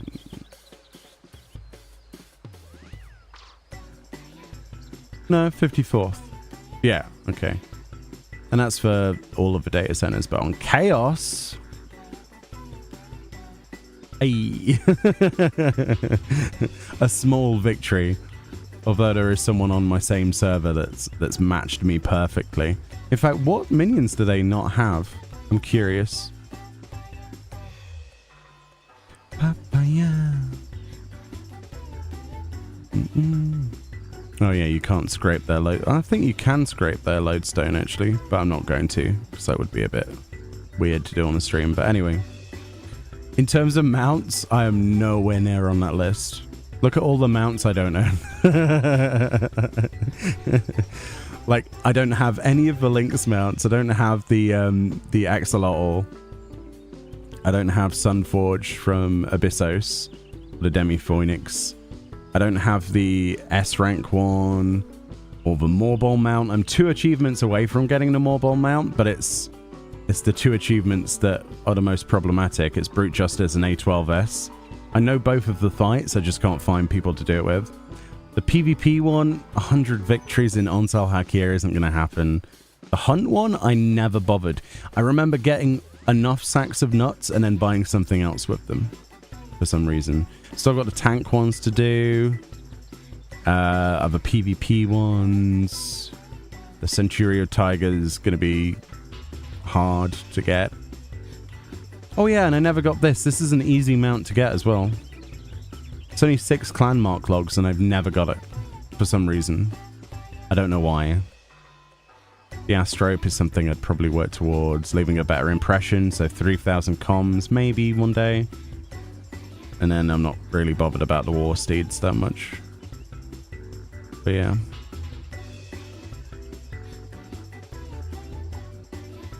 What's the rarest mountain in the game? The rarest mount in the game is... Victor.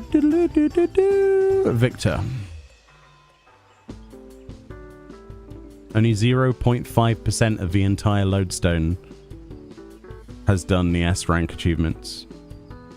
And same with the Triceratops. And the Lynx mounts, all of those. And the Astrope. And then there's the Pteranodon with only 0.7%. So at least I've got one of those. But yeah, people went pretty ham for mounts. I wish I could, I just don't have access to Savage stuff as readily. With clears and things. I think I've got all the emotes. Yeah, I have every emote. Yep, every emote apart from Zantetsuken in the game. But it doesn't count because it's a statue. Speaking of statues, it's March, so I should be able to get my my emote with the free statue. Wait, why is there no quest from Geely? The adorable Gubu is now delivering ecstatic cheer to all in Bentbridge Meadows. Oh, we literally picked up the quest, and then I started talking about minions. Whoops. Shame Victor is such an ugly mount. I mean, you don't necessarily get a mount for it being a mount. You get it just for ticking a box, don't you, when it comes to collection? Most people are just like, yay, I've done with that grind. Now to never use that mount again. There are some exceptions, though. Like the Pteranodon's actually cool and stuff like that, but... yeah, the Triceratops is cool, actually. I like the look of that one. I would genuinely use that if I had it quite a lot. Yeah, this is my Cactar character, which the UI is broken again. Try not to look at how messy this is. We could kind of fix it for people's OCD. Well, mostly mine. But I think it's the size that I've put the bars. They're like broken. Basically what I did... nice mount. Thank you so much, Awen. Thank you for the 7 months. 8 months in total. I appreciate you. Thank you. Welcome back. Sorry, I'm all over the place. Thank you for your generosity. Enjoy your emotes. Thank you for your support. What was I going to say? Yeah, the reason my UI is broken on every character is because I haven't logged on them. And I copy and pasted the entire character folder. Like, you know, when you create a character, if you go to the document settings, there's like character folders. If you copy the contents of one character folder into the other and then overwrite it, then it actually gives you that other character's UI on that character. And this also applies to macros as well.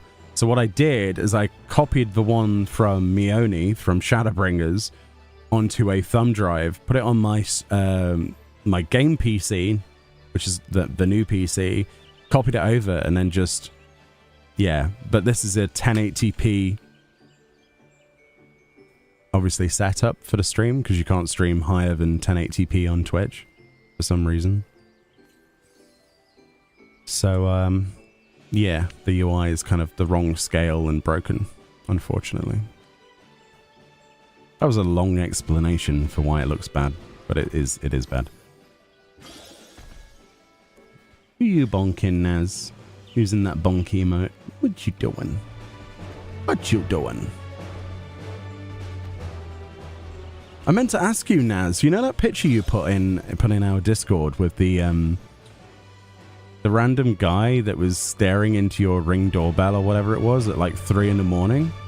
Did you ever find out who that was? Or was it a delivery guy? Because he looked terrifying and you gave no context and you didn't reply. I was like, is Naz okay?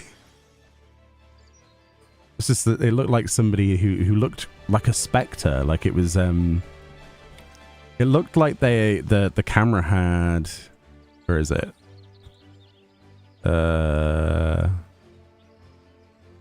Which is the one I'm talking about? Oh no, it's the color filter. Hold on. This. That was basically, yeah, it's like a flashbang. That was basically what he saw through his Ring doorbell, is this face. It was terrifying. Oh, that was a YouTube video you found. Oh, okay. I thought it was your Ring doorbell. You didn't say anything. But it looked exactly like that. I was like, what's going on with the color balance? Why is it so terrifying?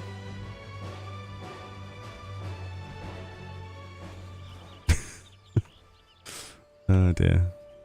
Top tip of the day, just to reiterate, hold X to click through players if you want to click on an NPC. So many people I see every expansion, they go, I can't click on the NPC. Especially for new players. You can click on an NPC, yeah? Right? But when you try to do it normally, you end up clicking on players. If you hold X, even if the player is directly blocking what you're looking at, it will bypass them and go straight to the NPC. This applies to mailboxes, retainer bells, everything. It pretends that the other player characters do not exist when you hold that button on your keyboard. You can do it on the controller as well. I just don't remember what button it is you hold down, I'm going to be honest. But it's X on keyboard. If you just hold that down, it gets rid of your nameplate temporarily, so you know it's working. And then it physically makes it so you can't click on players anymore. Only NPCs and interactables. There you go. There you go. It's an old one. Most people know it, but I like to repeat myself because, yeah. Somebody might tune in for the first time and go, what? And it will change their entire world. And instead of going to shout chat going, I can't get to my NPC, they can just stack up like the rest of the people and click through them. Top tip. Just pray the NPC gets rendered in if there's too many players. Well, another thing you can do is you can change what players are shown. There's a minimum option. I've got to remember where it is now. Where is it? Where's the minimum option? Is it graphic settings?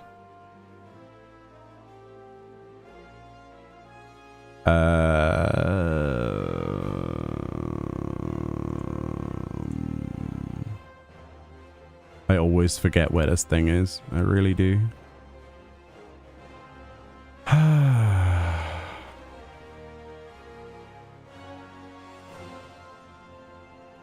This is going to annoy me again, isn't it?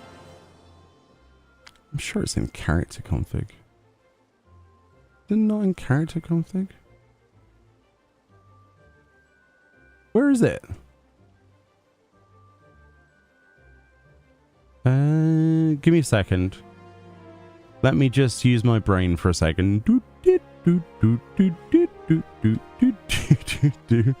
That's me using my brain. I think you can switch it to minimum and it will prioritize the NPC if you stand directly on them.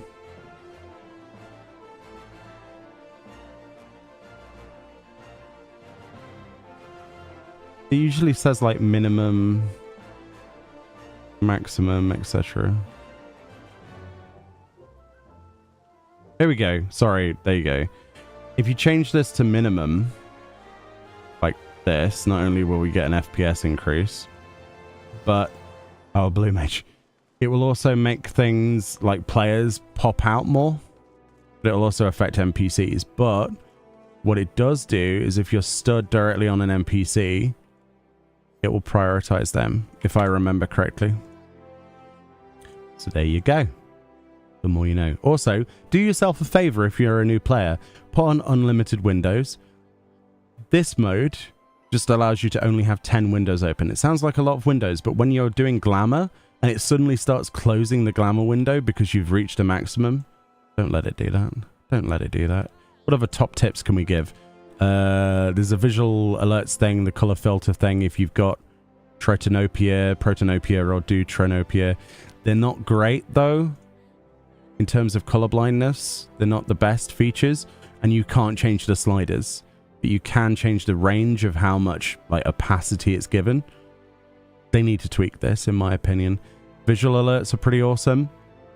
If you're the sort of person that's partially sighted, you can make it so this is transparent as well. It will give you like a rendition of sound, like a visual representation, which is really useful. Like if you're hard of hearing or something like that. All that sort of stuff. Themes. Obviously you want classic FF. Every time you do this though, you have to restart your client.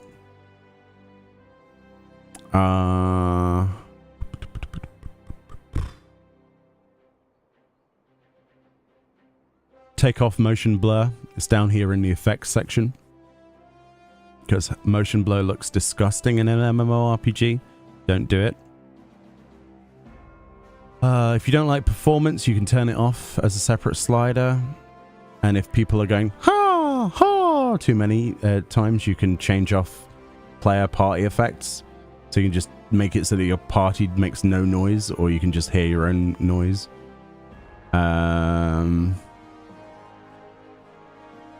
Trying to think of what other system options there is. In terms of character config though, I would say this is the most important thing for a lot of dungeon runs. If you're running dungeons with people, this is a good option to click, because if you've seen the cutscene once and you've enjoyed it, that's awesome. But unless you tick these boxes, it'll keep playing the same cutscene every single time you load into a duty. So if you're going for a mount run, for example, we were doing mount runs the other day, tick these and it will save you time and people will have less downtime as well. If you're looking to make videos on this game, have a controller plugged in and turn the third person camera angle down to 0. And then you can do this. Wait, it's not plugged in. It's not plugged in. I haven't got a controller plugged in, but it allows for smoothness. That's a tip for more creation though. If you don't like the fact that you take off every time that you press your spacebar, you can change it to double tap. Playing Legacy if you can, because the movement allows you to do things like this. And the sooner you get used to that, the more things you won't get hit by in battles. If there's an AoE here, and I'm having to turn my character to move, like to keyboard turn it, it will take longer and you will get snapshotted by some of the fights on Savage. You're much better off going, oh, there's an AoE that I'm on the edge of. I'll just do that. Because you can still cast like that, right? It's just a quick tap and you can still be casting. That's another top tip. Expand all of your inventory slots into one. Makes it much easier to see things instead of going through multiple pages. That's on the item settings.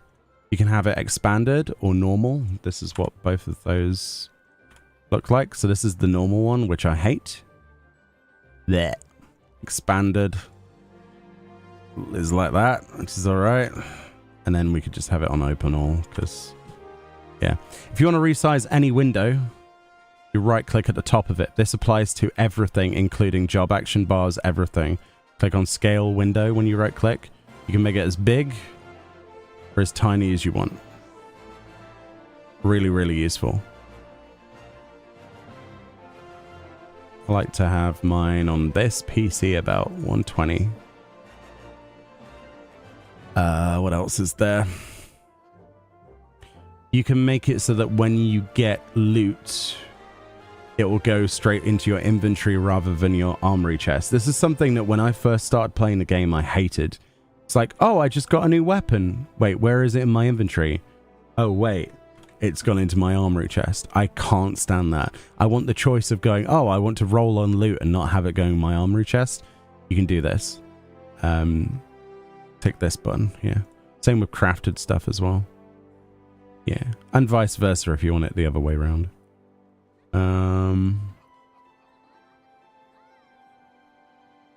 If you've finished the MSQ and there's a thing up here, you can deactivate that.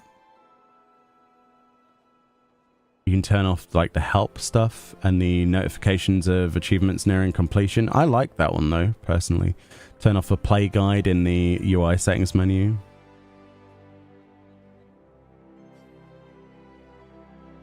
Display name, always useful if you're a content creator. You're not supposed to show other people's names unless they consent to it. So you can go and turn off other player characters and turn them into initials. That way you don't accidentally show, you know, naming and shaming and all that stuff. Profanity filter, turn that off. If you and your friends want to say poop or whatever. It's a bit of a strong profanity filter. Quite honestly, I just turn it off. It's better to see what people are saying than to guess, I guess, sometimes. Sometimes it can flag weird words. I don't like profanity filters in games. You can change the logs of every single chat to anything you want. So, for example, you've got these three, the battle one. You can change this to show dealt by you. And you can turn off all of the others. So if I wanted to do, I could turn off everything else and have it so that I only saw my damage meters in the game. Which is cool. And then you can go on these and untick other things, right? So party members, alliance, you know, all that stuff. Announcements, same thing. Yeah.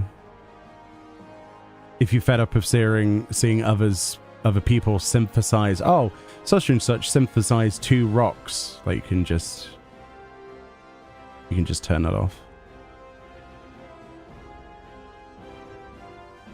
Yeah, basically. Make yourself a 4th tab as well and make it FC or something. Change it to whatever you want. You can make a new tab very easily by creating the pressing the plus button, and it will make one. And then you can tailor what's in there in that log settings menu. Anyway, those are just some small bits. Sorry, I went a bit sidetracked. But yeah, some cool stuff. How am I doing today? I'm doing fine, thank you. Slaggator. I hope you're well.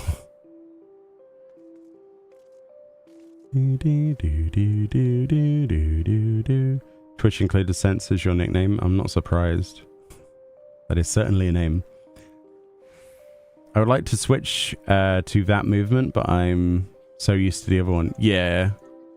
Oh yeah, but everything's viable. Like, there are people who do the standard controls in raids, but if you can learn it, it'll be a lot better in the long run. It's much quicker for you to just press down than it is to go. Definitely you do you, though. But if you do get the opportunity to unlearn, it does feel better after a while. I used to play with standard controls for a while, but it wasn't as good.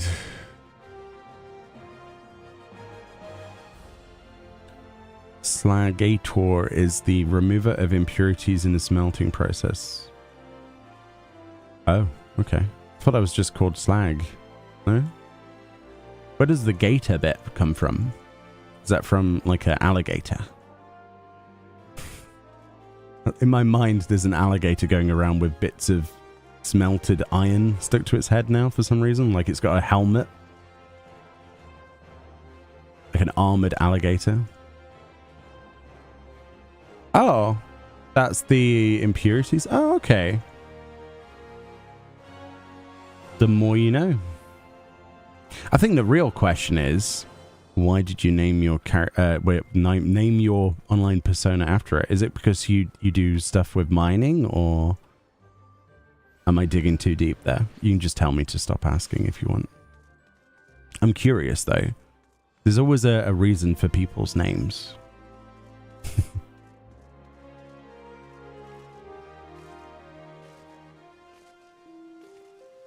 Thank you very much for the detour. Much appreciated. Oh, okay. Cool. If there's anything that anybody wants to know, please do ask. If it's something that annoys you about the game, like the UI or anything, there's a probable likelihood that I can help. It may take me a few seconds to remember where the setting is, but usually I can remember if something's possible or not. Like I said with the other tip though, if you go in the HUD layout menu, you might just see this. If you want to change like the duty options as well, sometimes there's like a big button that shows up in the screen that you have to spam. You have to make sure that these are ticked. You can untick other ones so you can see easier. Sometimes there's like a duty gauge, like a thing that fills up like, oh no, you must press the action button. There's like a gauge that fills up and you have to kill a monster before that. Yeah, you can move that around. You can even resize these by clicking on the cog and making them massive. One of my top tips though for you would be if you were to click on the system one and go find the focus target bar. If you want to do savage raiding and you want to have a good time, get used to setting a focus target. Okay, this means that you can right click or subcommand on any person in your party or even a boss.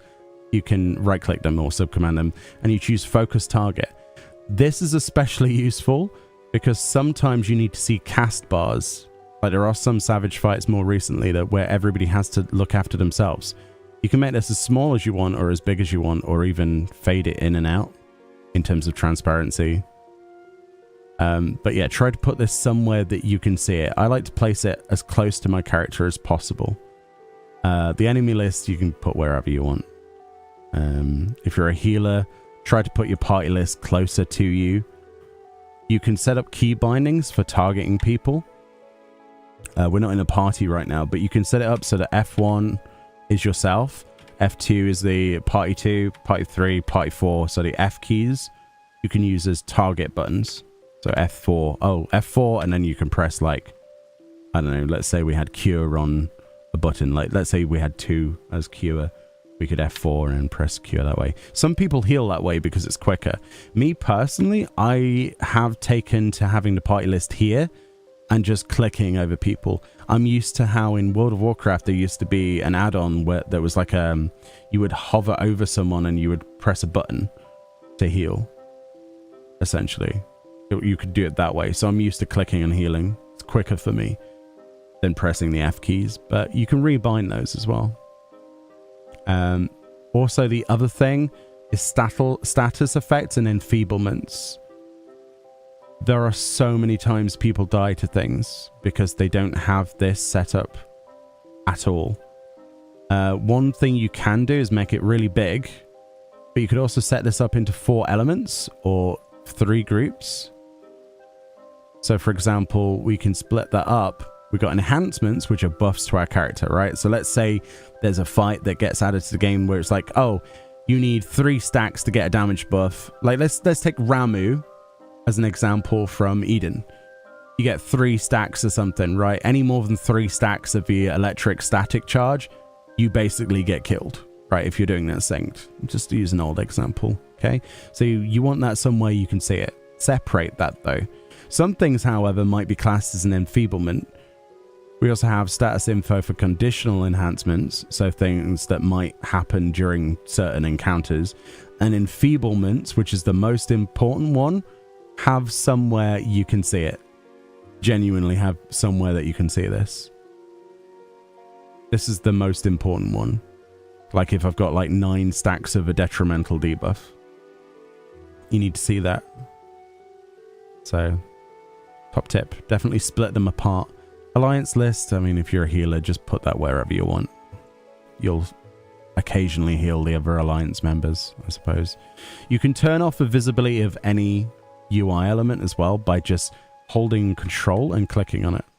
Right clicking on it. So if I don't want the minimap, I don't have to have a minimap. If I don't want my guild to be shown, I don't have to, right? Stuff like that. Yeah. Yeah, this UI is messed up at the moment though. We've got like the limit gauge just hovering for some reason. Oh dear. Yeah. But you can make it as minimalist as you want. Like one of the things I would recommend is, let's say you play something that is so incredibly to the point where you are knowledgeable of every single button. You can make these as small as you want and then have more real estate. The more clear you make it around the feet of your character, right? Hold on, let's go out this. The more clear you have around your character, the easier it is to see debuffs.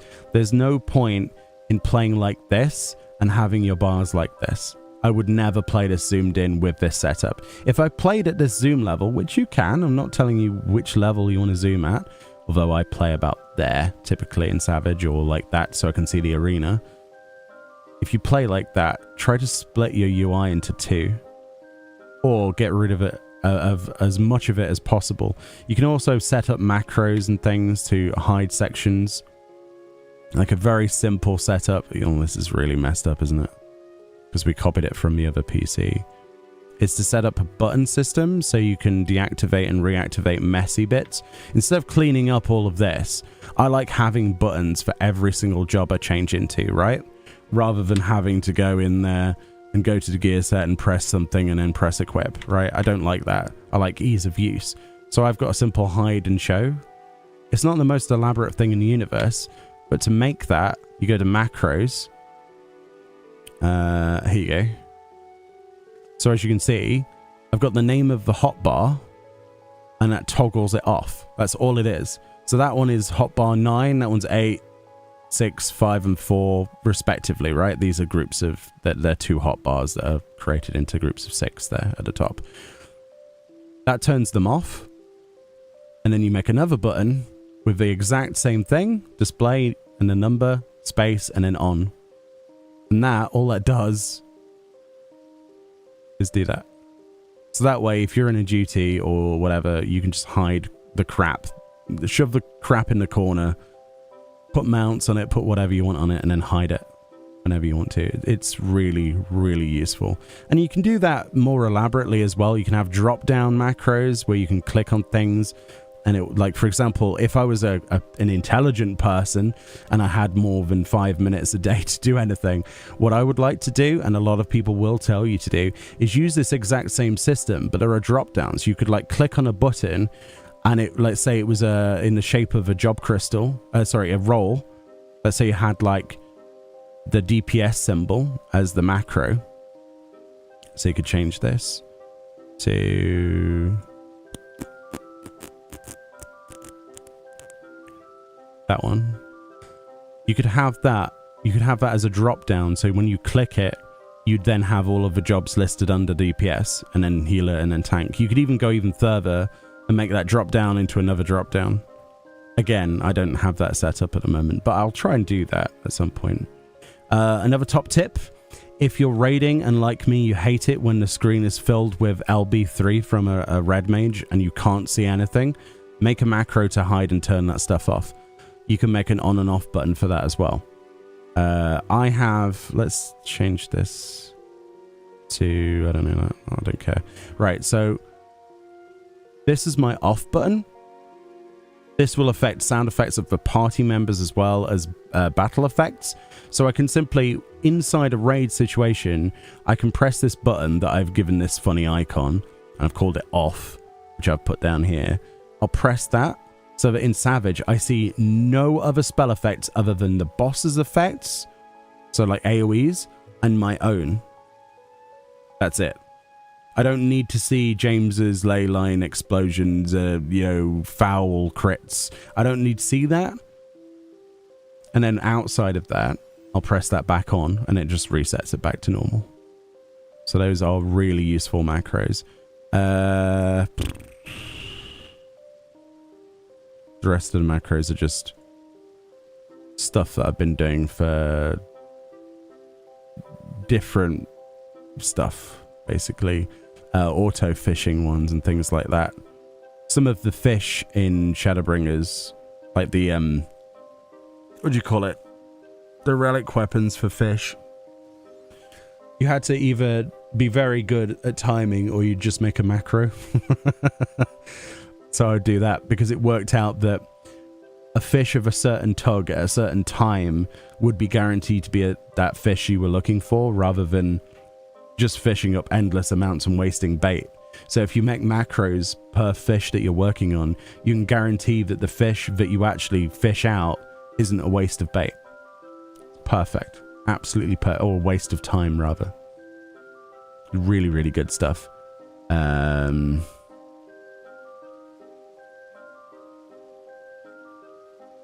Oh yeah, these. The pet glamour ones. If you're a summoner, or a scholar, sorry, you can reset it back to EOS, or you could change it. So like if you liked Celine's model more, you can use that as a macro as well. Or to Ruby Carbuncle. The game tells you basically how to do it, but those are the macros for those. They're the ones that I have. So if you play Scholar, that icon's going to confuse me now, actually. Let's change that to, I don't know, that. Magia. Level sync macros. That's useful to have if you do fates a lot. Having just a quick bind rather than having to go and click the level sync button. Set up alarms for certain nodes, so you can make it so that the game tells you when certain nodes are up. So if you're after certain legendary nodes, you can actually set an alarm in the game. So if you're waiting for a certain time, you can literally AFK in the game. Like, you can make it do set background sound effects, like bring, bring, like that kind of thing, like the lodestone, the link pearl noises, that sort of stuff, or bongos. You can have that set to a timer. Really, really useful.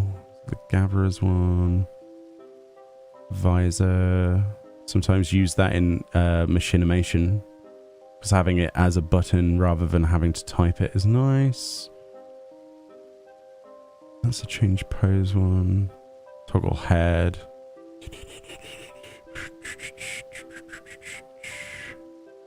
Oh yeah, if you're doing savage fights, just make macros to remind yourself. Sometimes it's easier to just look in the corner of your chat. Move your chat to the center of the screen. If other people are struggling with fights, for example, this is from a certain fight, some of you will recognize which. For those who don't know, don't worry about it. Just write down the tactic so that if you see something like twin stillness is being cast, then it tells you what to do. Just in case you're like me and you're forgetful, it's a great aid for learning a fight is to just write it down and set it as a macro. Put it in party chat with your static, then other people will progress. The reason we killed a lot of the fights we did is because we did stuff like this. It sounds dumb, sounds stupid, but genuinely this is the best way. Second mech. Yeah, you see, look, we did that one. EX crafting. So for the extreme crafts, those are kind of outdated now though. Gear set, scenario guide, we did all sorts of things. And you can set up shared ones as well for your entire setup. Anyway, macros are incredibly useful. I've got very sidetracked, but since somebody said that it was helpful, that's why I continued. Yeah, reduce summon size. I like my summons big. I like them big. I like them chunky. I like Bahamut to feel like he could destroy the world simply by existing. I don't like small summons. I know you can change them via like simple commands. I hate that though. I want it so that if I summon Bahamut, everybody has to see it. the inner sadist. No, you must all see the power of Bahamut. You must all bow before the dragon.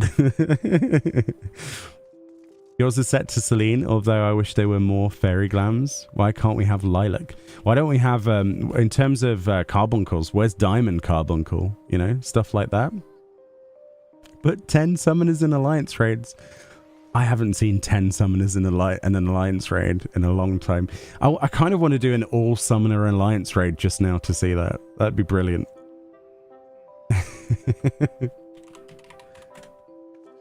Oh dear. Diamond carbuncle would be sick though if we could get access to that. Sorry for having a bit of a sideways thing, but we've got to have a bit of content. I've got to try and help people where I can because we're just repeating a quest repeatedly in the background.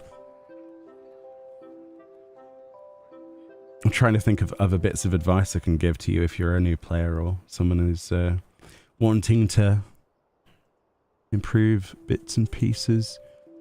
The sooner you make the mess and decision, the sooner you'll be reaping the rewards from your decisions.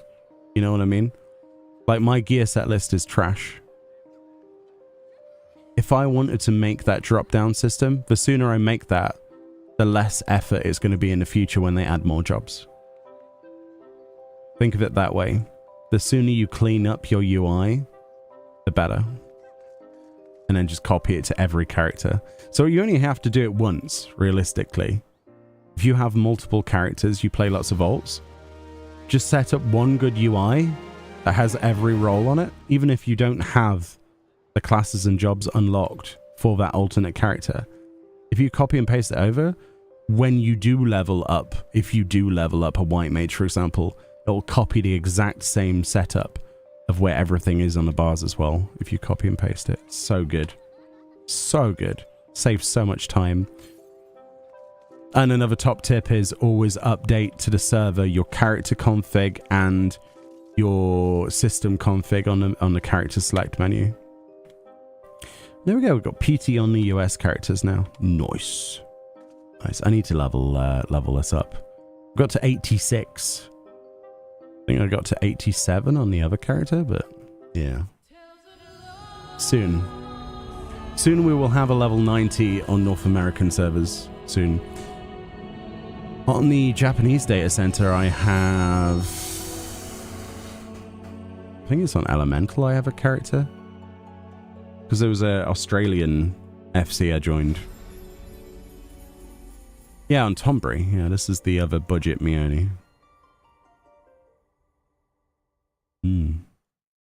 I have not got a problem with alts, okay? Don't start. yeah, that's the UI that we changed it to, by the way. Not everyone's cup of tea, I'm sure. Like the pixel graphics. And any of those themes changed everything, by the way. It's so good, isn't it? And there's different ones. I quite like the light one, actually. I like dark theme on everything, but the light theme is not too bad in this game because it's more beige than anything else. Do do do do do do do.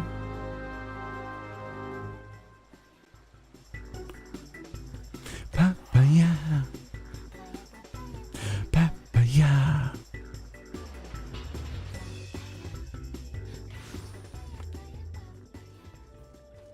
Let's get another mount. There's only one other character I want to get the mount for today. And that's the Oceanic one.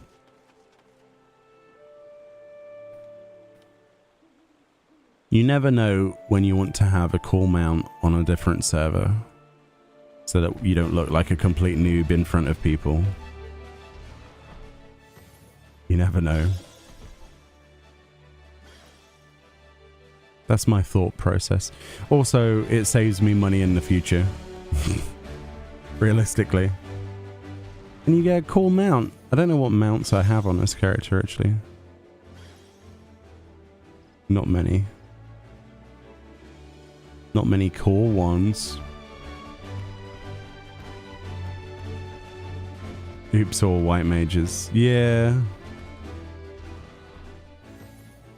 Oops, all white mages is incredibly fun though. It's boring actually. There's like no one ever dies and they can be out healed. It works really well. Now the real challenge is all tanks. That's fun. That is some of the most fun you can have in modern day alliance raids.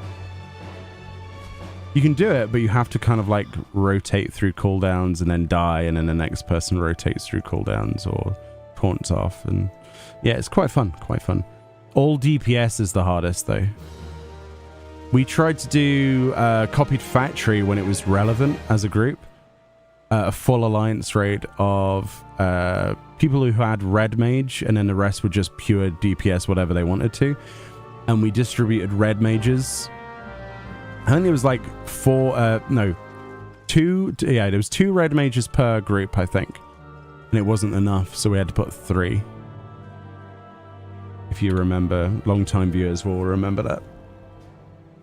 It was a nightmare. We got it done, but it was actual pain and suffering to heal as a red mage. You did it on an extreme last night? Nice. Oh, sometimes that's the best way of farming mounts from extremes, like old ones, is tank. Because you'll get the credit for the tank achievements at the same time. Work smarter, not harder. Definitely, yeah. That's definitely good advice.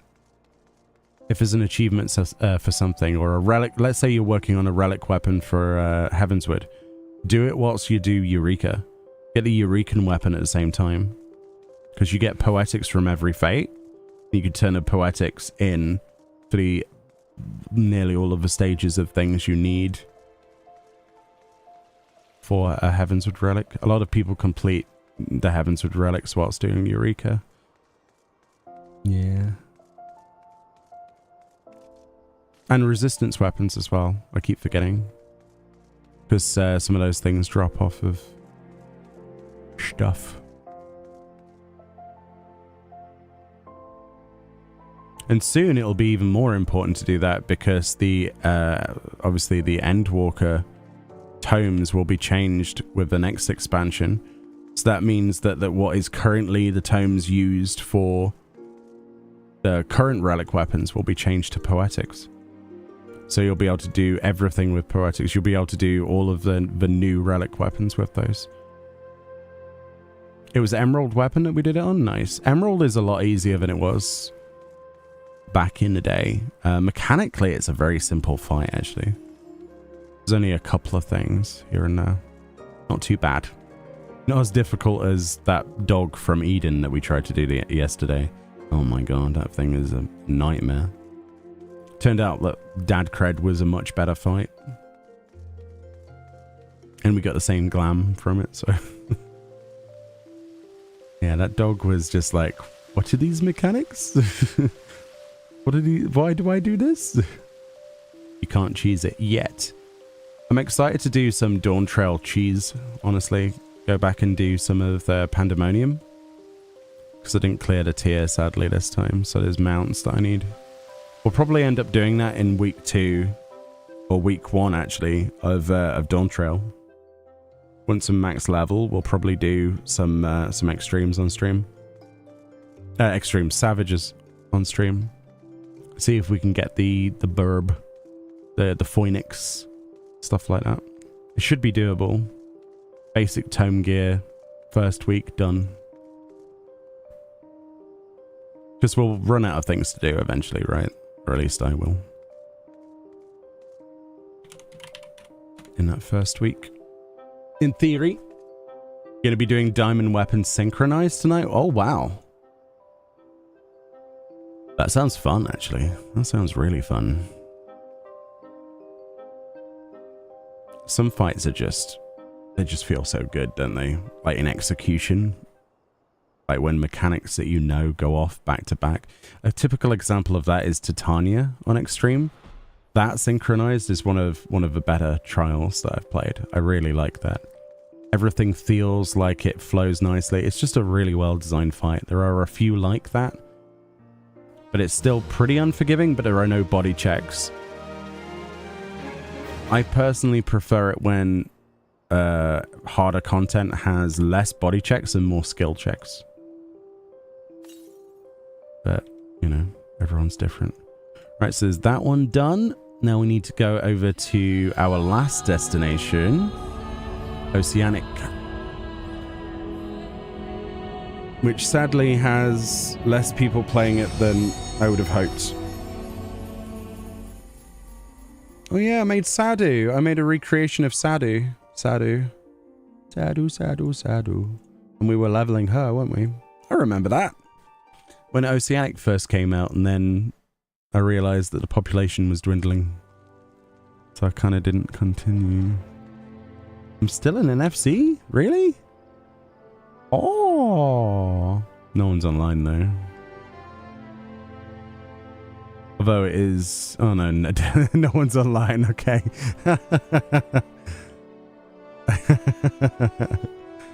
Yeah, okay. Alright.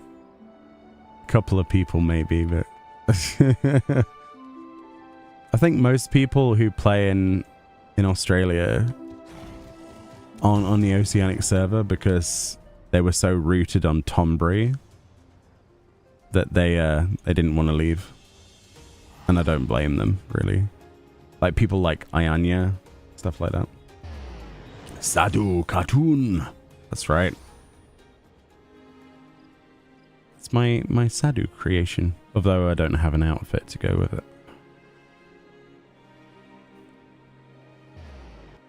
Doo-be-doo.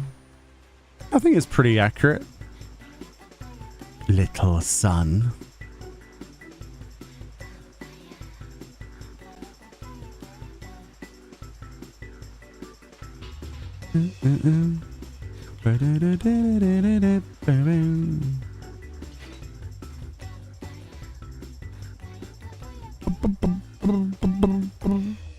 One day they'll come back to Sephiroth. One day. And on that day, I will have the mount on this character on this server, and they will not. Mwah, mwah, mwah, mwah, mwah. Hopefully, right? You like learning extremes on sync? Yeah, I mean, for the most part, I did them sync, a lot of the extremes, when they came out. Especially stuff like that. Like Emerald and Ruby and Diamond, all that stuff. Lots of fun. But when I'm going for mounts, then I'm going to be doing those unsynced. Especially if you're going around with, you know, other people that just want mounts. It makes sense just to quick burn it.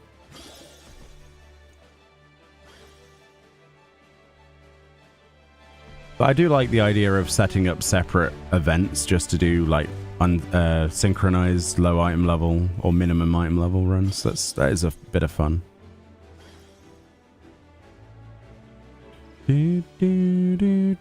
Oh, road to 80 buff.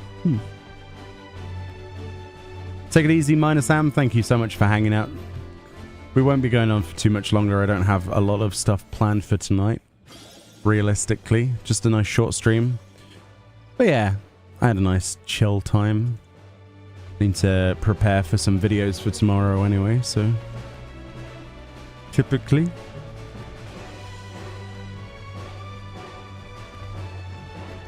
I just didn't want to go a day without a stream. It feels weird. I think most people can appreciate that. Plus, the event was really cool. I do wish it was longer, though.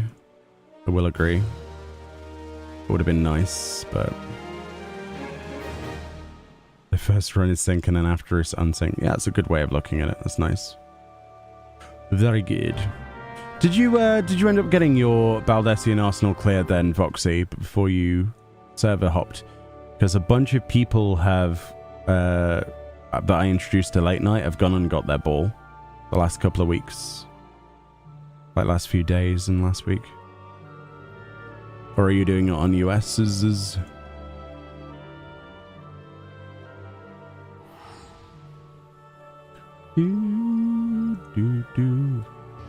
Because Baldessian Arsenal's a lot of fun.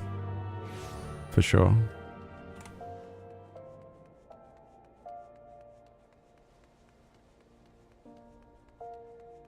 Because late night I've been doing quite a few runs lately. It's been really helpful.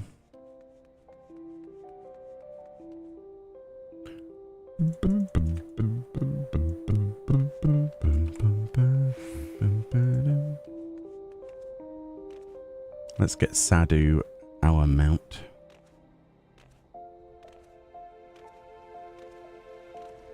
So nice at night. Wow, there really is no one on Sephiroth right now. What time's server time is it here? 9 PM. 9 PM? Really? No, it can't be.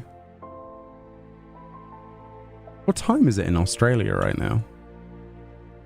It's got to be pretty late, actually. Early morning or something. You might need to do the folder copy for the character UI that you mentioned. Is it just the UI or all of the character config items? So, let me show you. There's nothing on this PC that could be a problem. So I can show you stuff. Let's see. Did I put my screenshot folder in there? No, I didn't. Where did I install 14 to? World of Warcraft's on here, of course it is.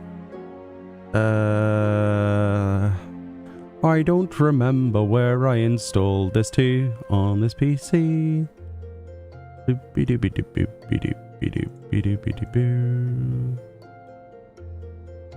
Windows 11 is confusing me. Usually there's like an open where it is button. This is the problem. My streaming PC is Windows 10 and then this PC is Windows 11 and I just see program files. Oh, really? I put it on C? Ugh. Why would I do that? Screenix? Oh, so I did. Okay.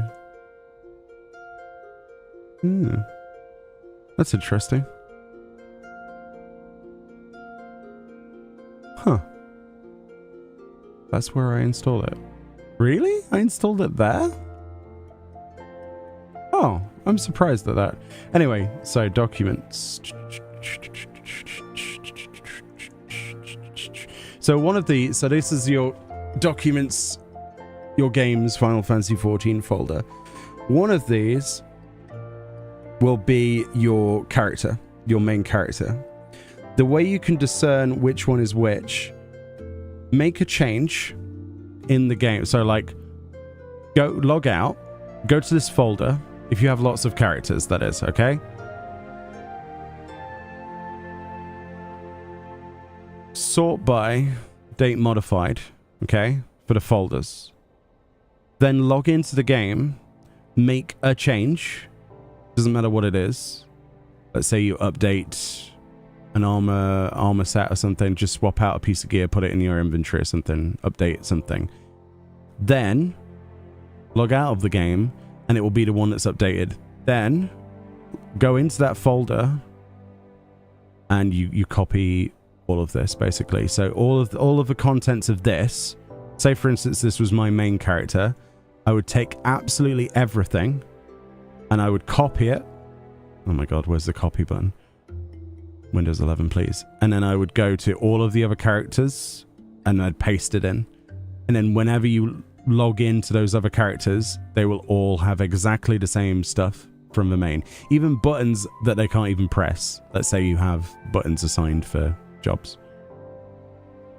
That's what I did. I'm not sure which one mine is that... But it's how I've made it so that I can have the UI on everything, but I'll be updating it soon. And then the best thing to for you to do for the future, which I was trying to find... Oh, they're all updated at the same time. That's because I've logged on all of the characters today. Oh my god, Meoni, why? Is it this one? Hold on, I will find it. I'll find it because I made a folder, like a notepad document inside it. Anyway, when you do find it, make a notepad document inside it. Just create a new folder, a new file, new text document, and put main character or the name of the character. And that way you won't get confused. And whenever you need to copy again in the future, you'll be able to just go in one of the folders and find the notepad document. Meoni, where is it?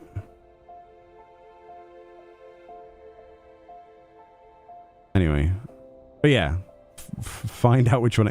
The problem with me is I've just logged into every character nearly that I have on my account, and I don't know which one it is. You could go into the log, and you could see what the character was doing to find it as well. But yeah. But always make a backup. Oh, is it this one? Yeah, you see, look, this is what I did. I made a folder. This is Meoni. It's the one at the bottom. Of course, it would be. It would be. So that this would be the stuff I would copy. So I would literally just, obviously, don't be in the game once you do this. It's not a good idea. Copy the stuff over into your clipboard, and then go to another thing on your other machine or whatever. Put it on a flash drive. Put this folder on there. Copy the contents into any of the other contents, and replace what's there. And there you go. Easy mode. The only problem is if you do what I did and you go from 1440p on one PC to 1080p on another, it'll do this. So I'll have to realign everything. But I'm planning to redo it all anyway, so hope that helps. You did the mass login for the Noxus event, so your dates would be similar. Yeah, the other way you could do it is, let's say you go on a character, go on a log, and then open the log. It might look like a load of gibberish, but sometimes in here, see here, you have entered a sanctuary. Welcome to Sephiroth. So we already know immediately that this, where I've just found the this one here, is this character. Not only because it's the last one that I logged into and it's the last modified, but also it will, if you read what it says in the log, it will tell you. Yeah, really cool, isn't it? Really cool. You got 4 letters on your character, Meoni. What does that mean?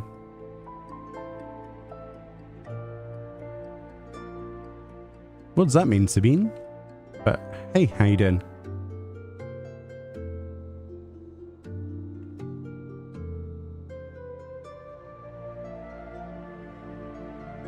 Oh, letters. Oh my god, for some reason I was thinking of like letters as in like L, M.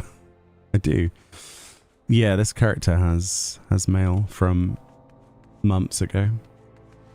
There'll be account-bound stuff for this character. I don't play it much. But we still want to get the mount. Just make another folder. Yeah, I should. I should do that. But it means what I have to do now is redo it and then copy it over.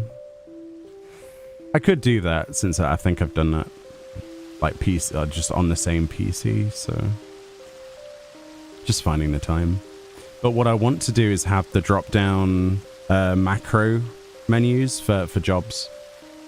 And I might do a video showing people how to do that. There are videos already out there though, so I don't see if there's much point in me doing one, but maybe we'll just do it on stream. That'd be fun. Just destroy my UI on stream and make it beautiful. That could be like an 8-hour session of me getting angry at my UI. That'd be fun. Doesn't the mail you get from account bound disappear after a while? No, it does not disappear at all. It's infinite. Nothing expires. I've had 20, well, more than 20 letters. It can only store 20 visible for you on the thing, but I've had stuff from pre-orders, from things that people have sent me in there for about 2 years on one of my characters before I've actually opened the letters. So no, they don't go anywhere. It can only show 20 of them at a time. But yeah, you can have infinite. It just backlogs. It's just account bound mounts. I know some people get annoyed at seeing mail not opened, so we'll open the mail, damn it. It's fine.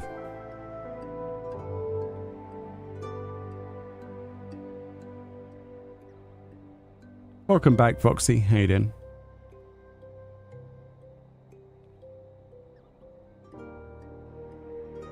Is that better? It should feel better. Oh dear.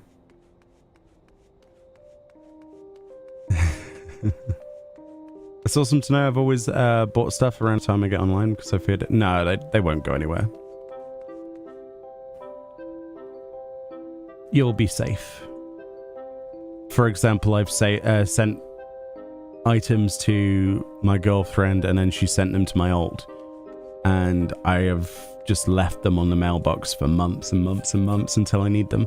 Like crafting mats. Because I've got nowhere to store them on my main character, right? So more often than not, I will... let's say we're doing the Ishgard restoration, right? I'll gather enough materials that I could fill every retainer on the planet. And I'll just send the materials to her and then she'll forward them on to my character again or an alt. And that way we can just collect them when we need to. Stuff like the Pteranodon mount took the longest time. So what we did is we just stored all of that stuff in mailboxes.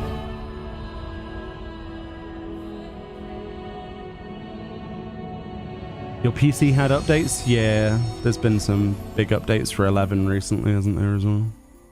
Oh, that's the character that we made randomly. Nice. Cool. But yeah, that's all the alts I care about for the moment done. That's a wiping the sweat off my brow moment, for the most part. I'll have to find time to just do like a big UI redesign stream, and we'll make something pretty and elegant and functional, and we'll destroy every single armory and armory registration. Don't get rid of any gear, and then we'll go through it and we'll label them properly and it'll be nice and neat. Oh, that's like the OCD dream, because at the moment my character's just repair. My character's gear sets are like Sage, Weaver, Astro, Monk, Dark Knight, Paladin. I mean, it makes no sense. And then there'll be like two white mages or something. Yeah, you see, like there's a white mage there and there's a... I don't know. Why is white mage down there? That's really weird, isn't it? It's really weird. So what I could do, since I moved things around a little bit, I could just copy paste this from this new folder that's 1080p and throw it into the others. We could do that. Is there anything I want to do today, though? I don't know. Let's see. Is there anything in Party Finder?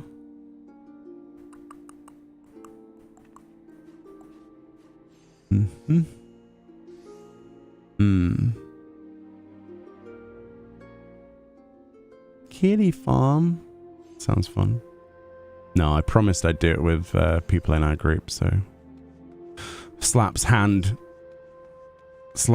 away from mouse decision. No, you will wait. You will wait to do it with your friends and viewers. Okay. But yeah, that'll be it, I think, honestly, today. I don't have any other plans. I just wanted to do a short stream. How many alts do you have in total? Too many. I don't know. One per region at least. And then multiple on some regions. Hello, sexy cat man. Well, hello there. How you doing?